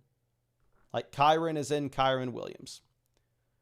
Okay, Alvin Kamara goes 186. And then we could go Ted Hurst again. Maybe this is a team that's just all in on Baker Mayfield playing well. So we have Godwin, McMillan, and Ted Hurst stacked with Baker. So I guess 2 things need to happen. 1, Igbuka's not the guy. And 2, the Buccaneers offense goes back to looking like what it did when Liam Cohen was still there. Okay. And then our last 2 picks, we are going to end up being a running back. But let me go ahead and get ready to give away the free flockfantasy.com season pass anyway. Last night, the person who won it had already left the live stream, so we ended up not giving away one anyway. But let me put y'all's names here. Okay. We have the entries. We have this set up. I will make our next running back pick, queue up a bunch of running backs, and then we will spin the wheel. Zachariah Branch goes 195. Yeah, Jacoby Brissett would have made it to us. So again, if you want to clown on the Rodgers pick, you 100% can. Not going to fault you for it. We'll take Emmanuel Wilson. We have Darnold. Maybe this is a team that can't run the ball. Jadarian Price goes down, and they end up having to skew pass happy, just like what we talked about with Algier.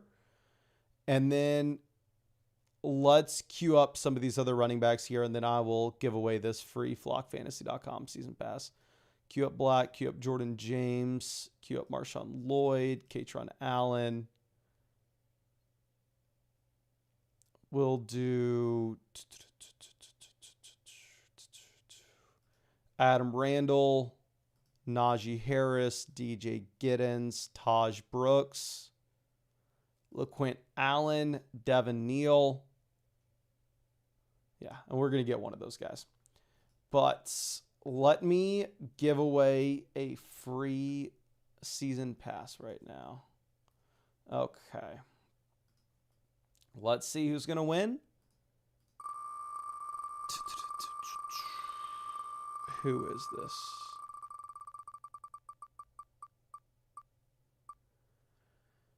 This is Peter S8. Peter S8, please let me know if you're in the chat. I need to know your flockfantasy.com username. That way we can go ahead and send that over to the devs. And again, even if you're already an annual mother flocker on the site, or even if you are already have the season pass, I'll still be happy to hook you up with some free questions and stuff. Okay. Flock Anonymous is, I think, the intern needs to be the outro of the stream. I will show the Flock Anonymous account real quick.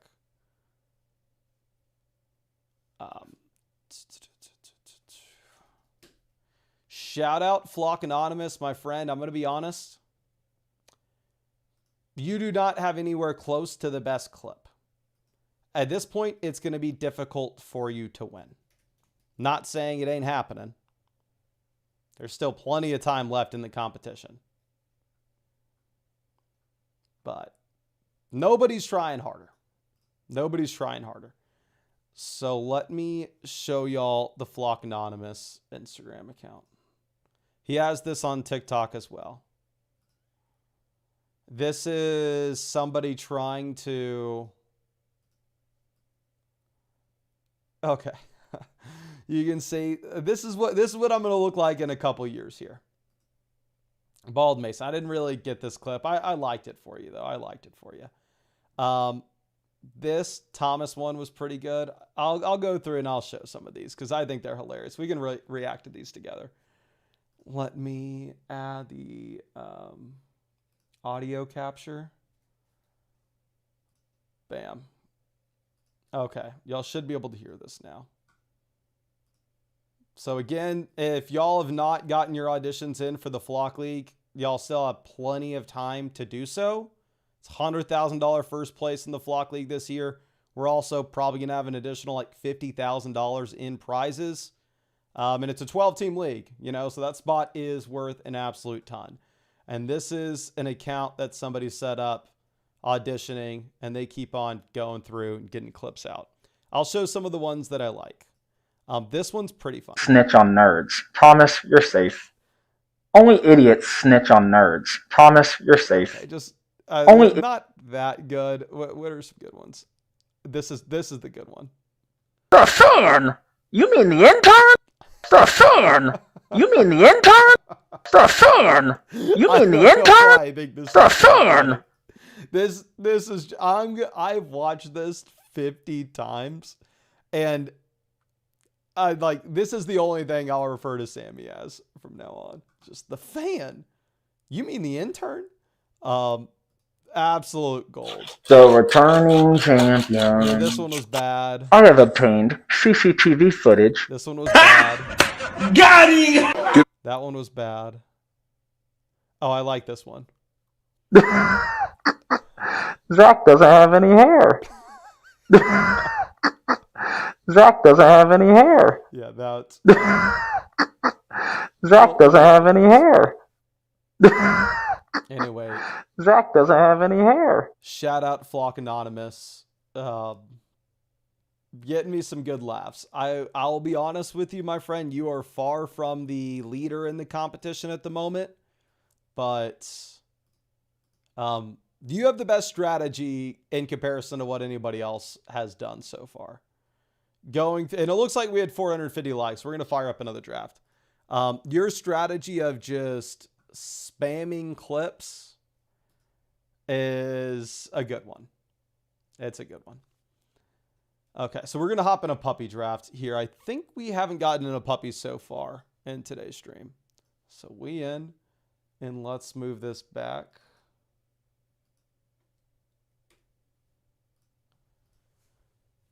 Um, 23rd if Frame Films says who's the leader right now. So here's what we're going to do with the, which I know you have the obsession clip. Here's what we're going to do with the Flock League auditions is I think maybe early next week, the creators and I are going to get together and we are going to bring the top clips in so far and the top auditioners. We'll probably review like the top 10 of them. And we will vote for 3 people to move on to the finals.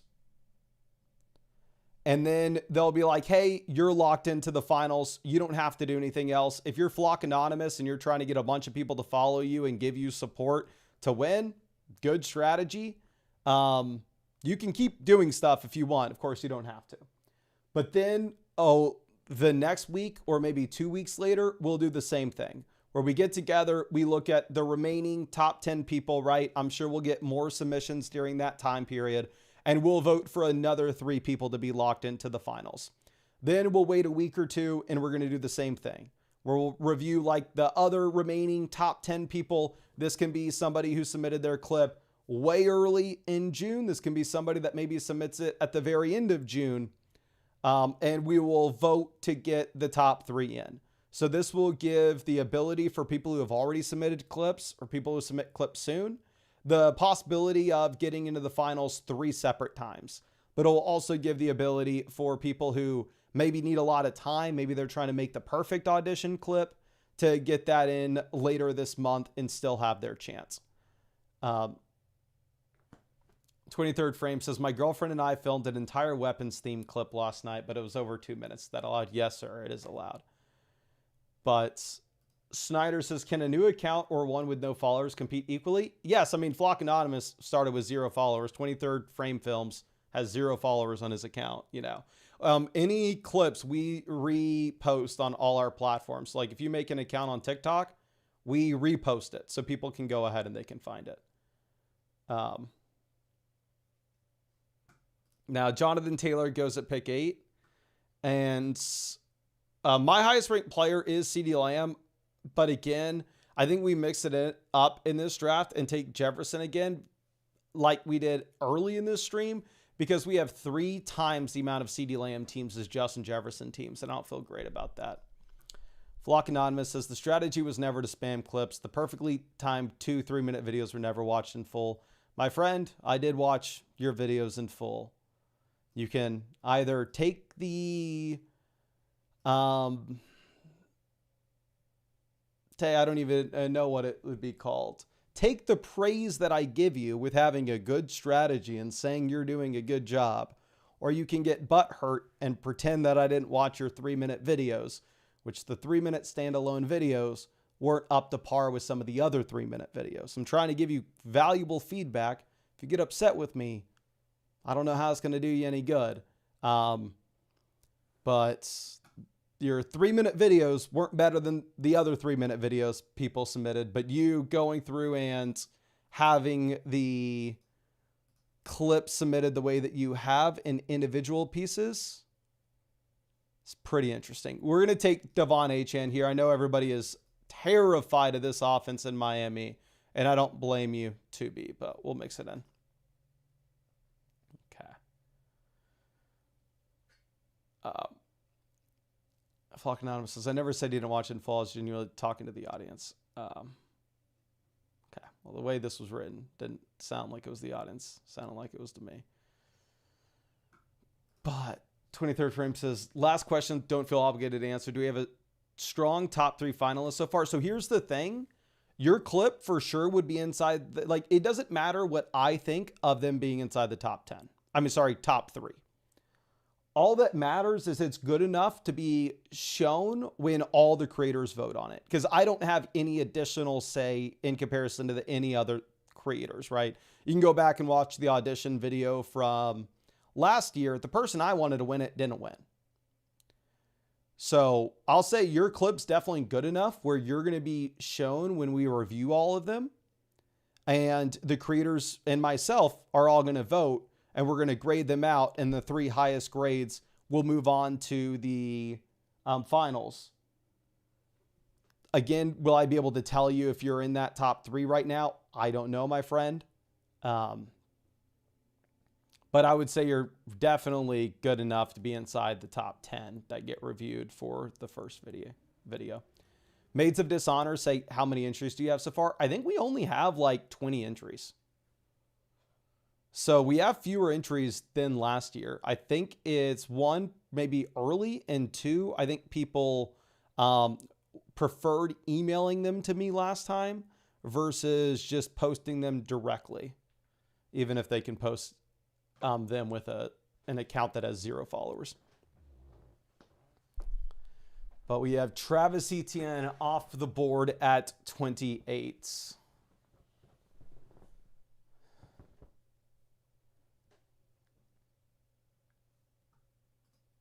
Kyron goes 29.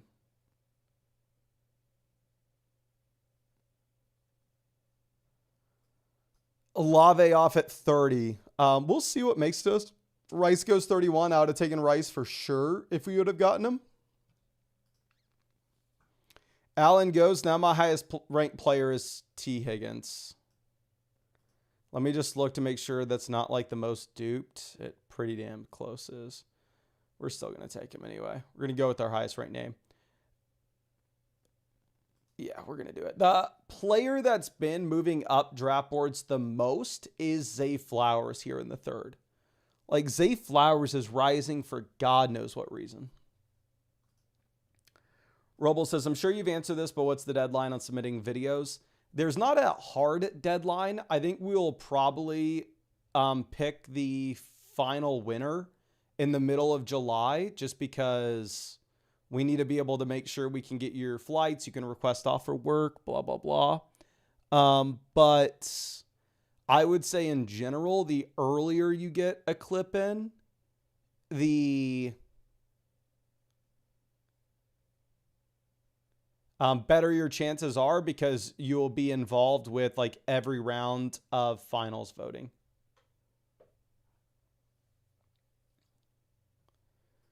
Zay Flowers off the board at 38. Javonte goes 39. My highest ranked player is Teteroa McMillan. I think it's going to be also like the most chalk pick. It is, but we're going to take him anyway. And I like the team. I mean, we've got the anchor running back with Devon Achane. We have Jefferson, T. Higgins, and Tet, making sure we don't fall behind at wide receiver points. I feel like it's good.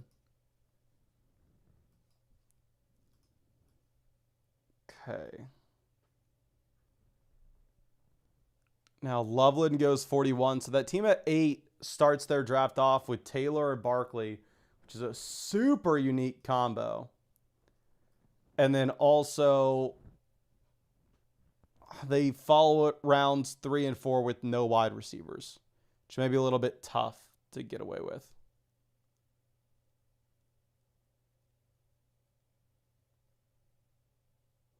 Okay.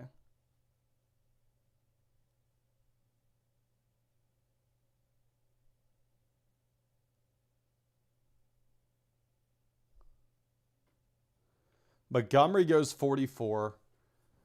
Which, God, if Montgomery is like a top 3 running back in fantasy this year, I'm just straight up cooked. I'm cooked like a Costco rotisserie chicken.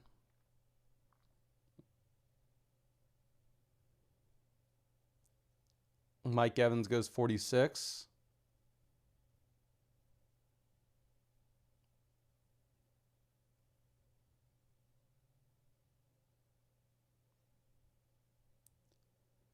J-Mo 48.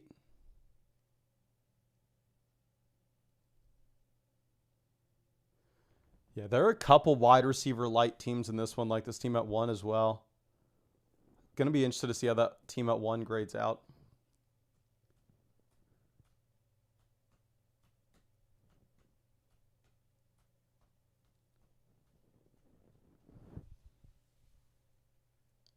The team that gets Flowers at 38 may be upset when I just go ahead and take Lamar, to be honest. Y'all know I'll take an unstack Lamar.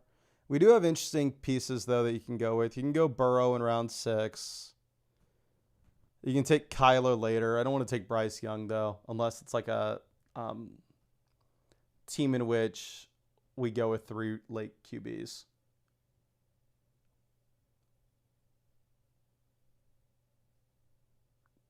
Okay, Lamar Jackson off at 53. Hendo goes 54. So we have no wide receivers off from 49 to 54. His team at 5 also going with the anchor wide receiver. Difference is they have JSN as their anchor in comparison to JMO. Like the team at 5, I like this team more than the team at 1. This team grabs their first wide receiver, stacking DJ Moore with Josh Allen. The player that's been highest in my rankings for a while now is Jalen Waddle. We are just going to take him and not think twice. Yeah, getting Waddle here at 57 is a gift. Like, let me see, just based on Waddle always going in this range, like, the combo of Waddle and, like, Jefferson must be super low. 0.1% of drafts. They never get drafted together. And then obviously that fits in with the other guys like Tataroa, T. Higgins. So our team's actually pretty unique here. And we have a good construction, and we've been able to get some value as well. So I like this team a lot. Okay, Burrow goes 62, which I'm fine with him going. Like, Burrow's lower than a bunch of these other quarterbacks in my ranks. Jadarian Price, 63. My highest ranked player now is Carnell Tate, so we're going to take him. Carnell Tate, we have drafted in a ton of drafts, and I do not plan on stopping that anytime soon. But let me go ahead and make sure on another screen, I'm going to run another sync with flockfantasy.com for getting my drafts loaded into the site. Okay. Tyson goes 66. So the team at 8 playing catchable wide receiver now. Like, if you go 0 receivers to the first 4 rounds, like, don't get me wrong, it's not my ideal strategy, but you can still live. But what you have to do is you have to start taking wide receivers in the middle picks. Okay.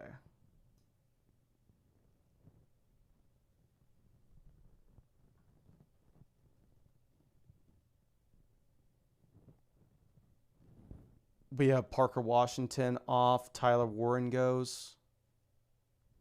Let's see if this team at 1 does the same thing that we saw from the other wide receiver light teams, and if they slam wide receivers here at the turn. But you still have Hurts available. And Caleb. Where's the next Bears drafter? I guess the next Bears drafter would be pick 76 with the Luther Burden team, right? Because Loveland's on this side. Romadunze's on this side as well.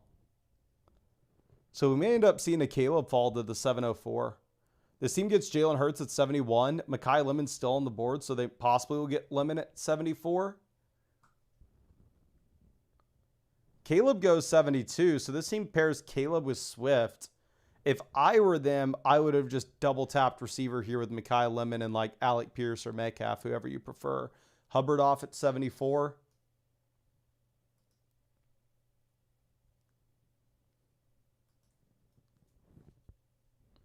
Rubble says, do you think Mekhi Lemon's hamstring injury is going to knock him down a round or two? Hopefully not, because I've been drafting him here.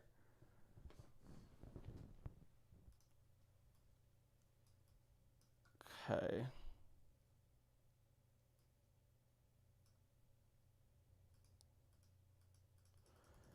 God, my exposures look really flat at this point. Just getting my updated drafts in. It's tough because the guys that we were drafting heaviest at the beginning of the year, like Quentin Johnston, Travis Hunter, they just moving so much up it with their cost. That's naturally, it's flattened out when they've gone closer to our rankings.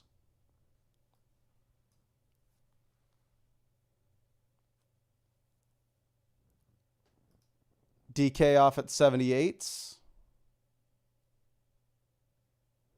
Pierce goes 79. Okay, let me refresh this. Sorry. We're on the clock. We're not taking Dak. My highest ranked name is going to be Addison outside of Dak Prescott, which honestly, F it, let's take him. This may be a team in which we only draft 6 wide receivers. The math has 6 and 7 wide receivers as both viable for us. Running back 5 and 6 are viable as well. Quarterback, we're going to go 3. Tight ends, we're going to go 3. But if you look at the team, I would naturally lean on this being a 3-6-6-3 build. We have Jefferson wide receiver 1, Higgins wide receiver 2, Tetaroa wide receiver 3, Waddle wide receiver 4, Carnell Tate 5, Addison 6. Obviously, the hope for us having Jefferson and Addison together will be to get Kyler at some point.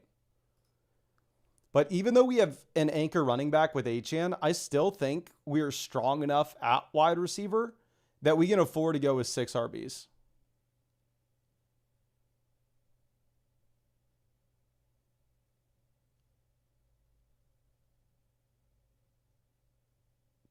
Okay.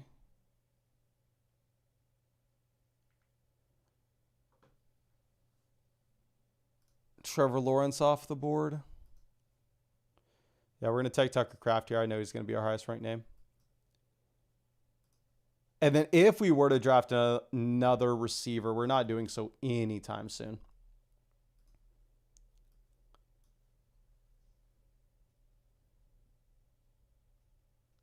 Okay. Alexander says, are stacks more valuable in best ball compared to normal redraft leagues? Yes. For me personally, I want to have stacks in my redraft league. I want to have stacks in my dynasty league. I want to have stacks in my best ball drafts. Big reason behind this is stacks will just correlate bets on your team, right? So you're more likely to get first, but you are also more likely to get last. And in a regular fantasy football league, last place pays the same as 6th place. So I like having stacks. Now, if your league has a really bad last place punishment, maybe you don't want to have correlating bets on the same roster. Maybe there you'd be a little bit more likely to just go with the high floor approach. So like if you go back and look at my teams in the Flock League over the past 2 years, I haven't stacked a ton because I'm terrified of getting last place because I don't want to have to do a punishment. But in one of these underdog tournaments where it's like, hey, you either have to have a crazy good team or GG's, it makes a ton of sense to stack.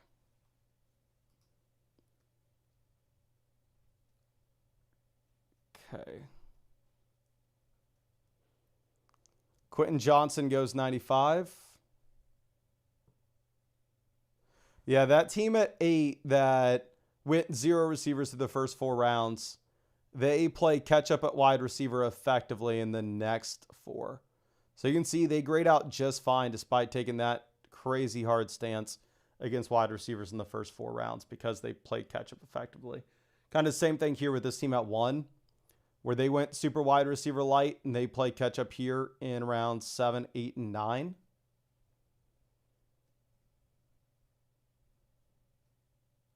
Okay.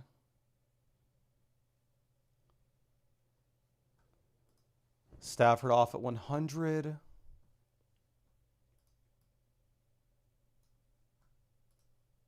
Let's pull this back over. Matthew Golden goes. Here are my rankings, y'all can see.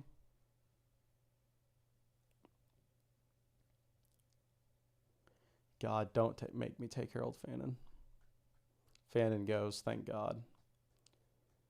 And I can't take Jacoby. There's no way in hell we can take a wide receiver here. Pittman goes. It's either Dobbins or we reach on our quarterback. This team has 2. This team has 2. This team has 1. They're light on receivers. So what we're actually going to do is we're going to take J.K. Dobbins here as our running back too. Not the biggest Dobbins guy in the world. Like I would, in general, rather have Kyle Pitts. But if we go with the tight end here in round 9, I probably want to stop at 2. Having like Kraft and Pitts, and they both have the same bye week. So we'd be forced to go with 3 anyway.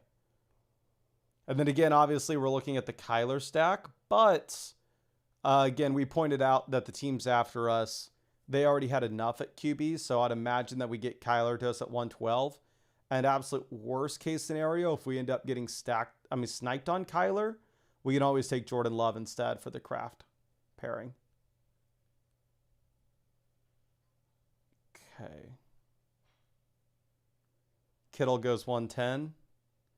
Jordan Love off the board. So we are going to get Kyler Murray for the double stack here with Jefferson and Addison, just like we were hoping.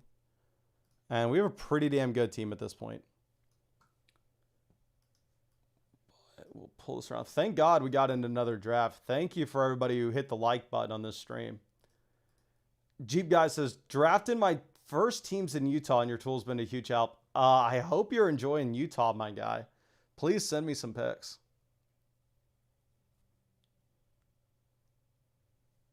Now, after we take Kyler, Tyler Shuck, and Goff both go, I'm going to try to make an active push to be underweight Tyler Shuck. Okay.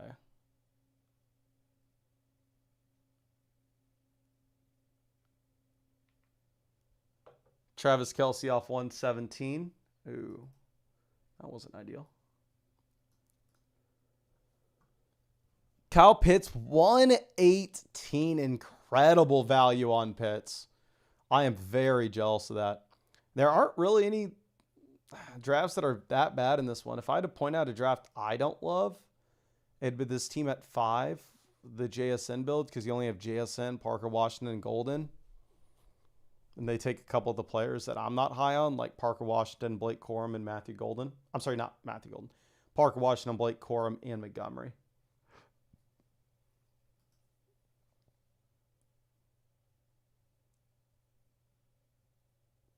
Okay. Fuji says, Kyle Pitts knocked me out of the playoffs. I think Kyle Pitts knocked a lot of people out of the playoffs this past year. Rodriguez goes 122. Baker off 123. So we're still in play to get some help at QB, right? That still has to be in our mind. We have the Bryce Young option, and we have the Cam Ward option for the combination of Tetero, McMillan, and Carnell Tate. We can go with only QBs that went number 1 overall in the NFL draft. With Kyler, Cam Ward, and Bryce Young. Andrews off 125.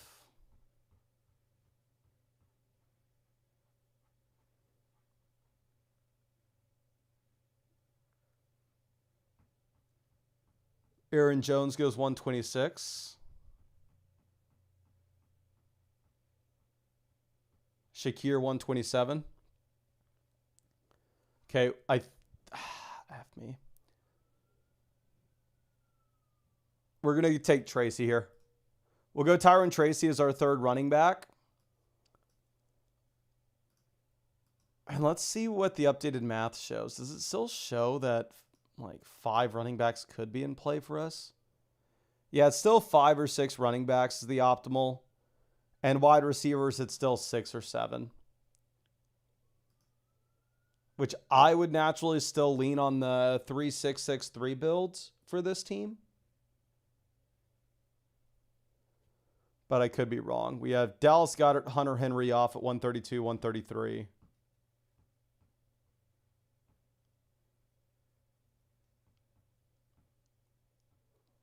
Ferg, 134. And I think we are going to take Cam Ward here like we were planning on. Actually, Malik Willis is just going to score so many points because he's going to run the ball. We have Achane as well. He shares a bye with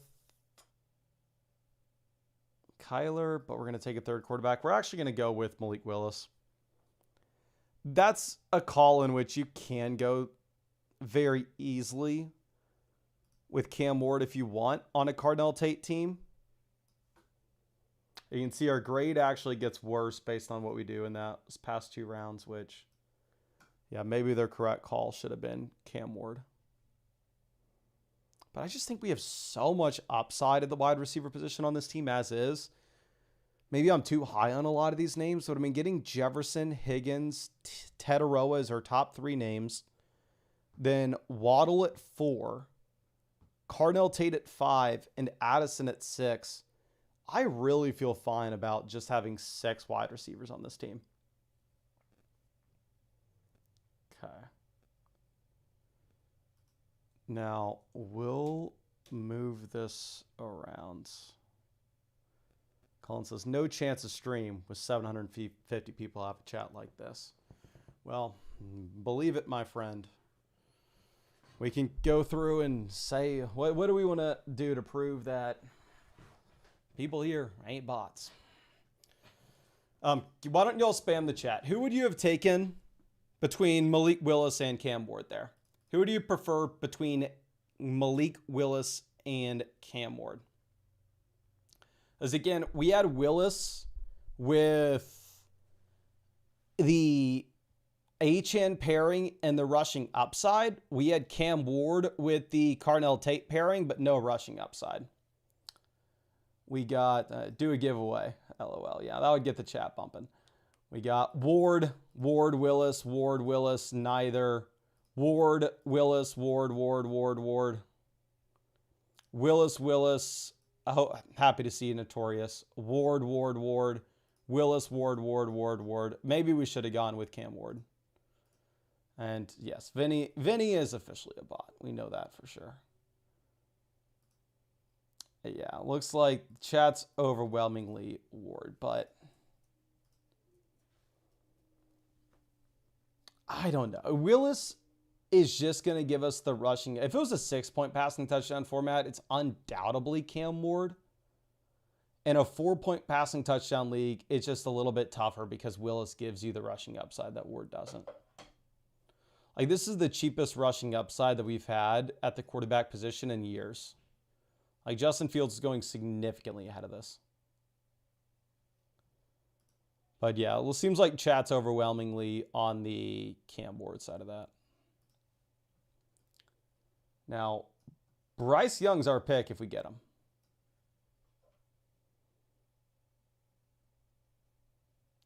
Okay.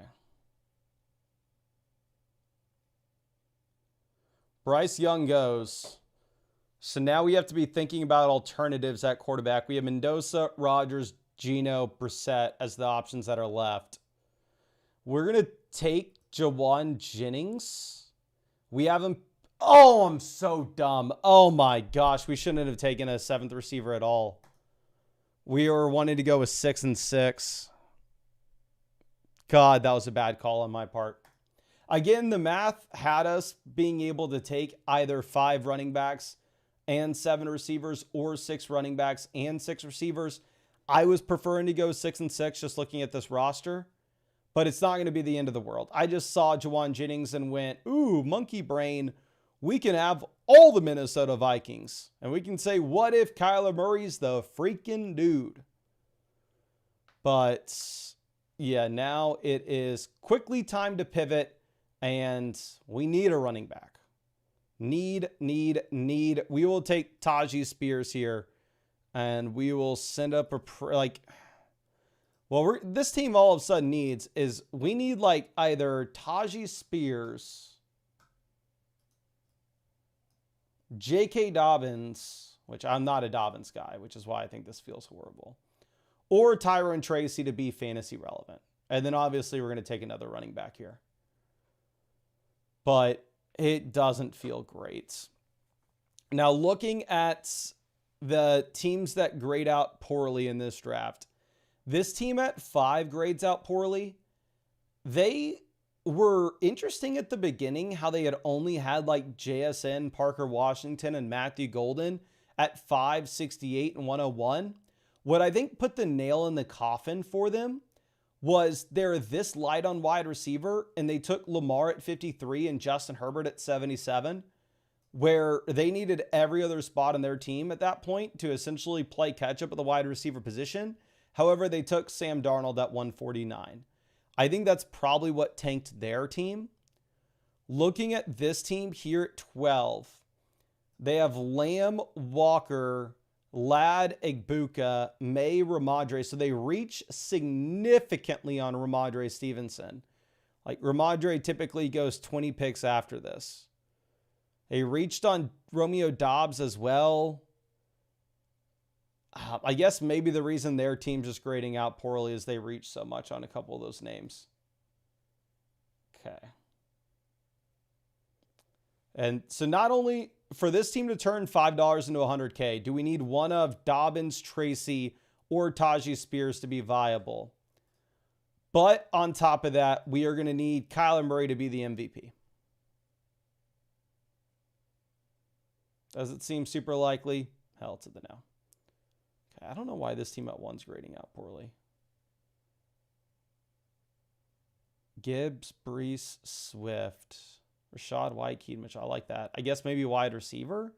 J-Mo, Mackay, Downs at 3, Worthy at 4, Wandale at 5. Yeah, I don't know why that team's grading out poorly either. Okay. Now, Dylan Sampson at 172.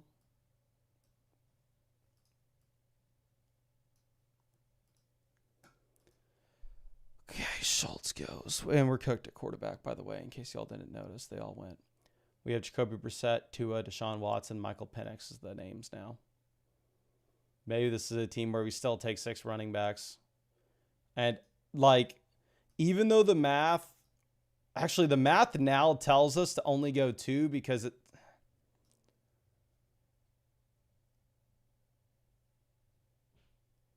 we're going to take A.J. Barner. We know we need 2 more tight ends no matter what. That's something we know for sure. But if we think through the logistics of this team, again, we have to ask ourselves what needs to happen for this team to turn $5 into $100K. We drafted Kyler, Jefferson, Addison, and Juwan Jennings. Kyler Murray has to go nuclear. What would have to play out if this team was going to win that much money is we would need to see, like, all of a sudden a story in which the Minnesota Vikings situation was perfect for Kyler Murray and the Arizona Cardinals were just holding him back the entire time. And again, when we're that invested into this offense, maybe it's not that bad if we don't have the third QB. We take A.J. Barner, and then we will be fine taking Gunnar Helm. Y'all can tell we've already taken a ton of... And crap. No QB in week 6. Never mind. Never mind, ladies. We are taking a third quarterback anyway. We'll be taking Jacoby if we get him. Never mind. Okay, never mind. GG's, we titled this live stream Fantasy Football Drafts Are Hard, and we just paid a painful price of having 0 quarterback points in week 6. Now, is that the end of the world? Realistically, it's not. Like, I'm still going to be going running back here.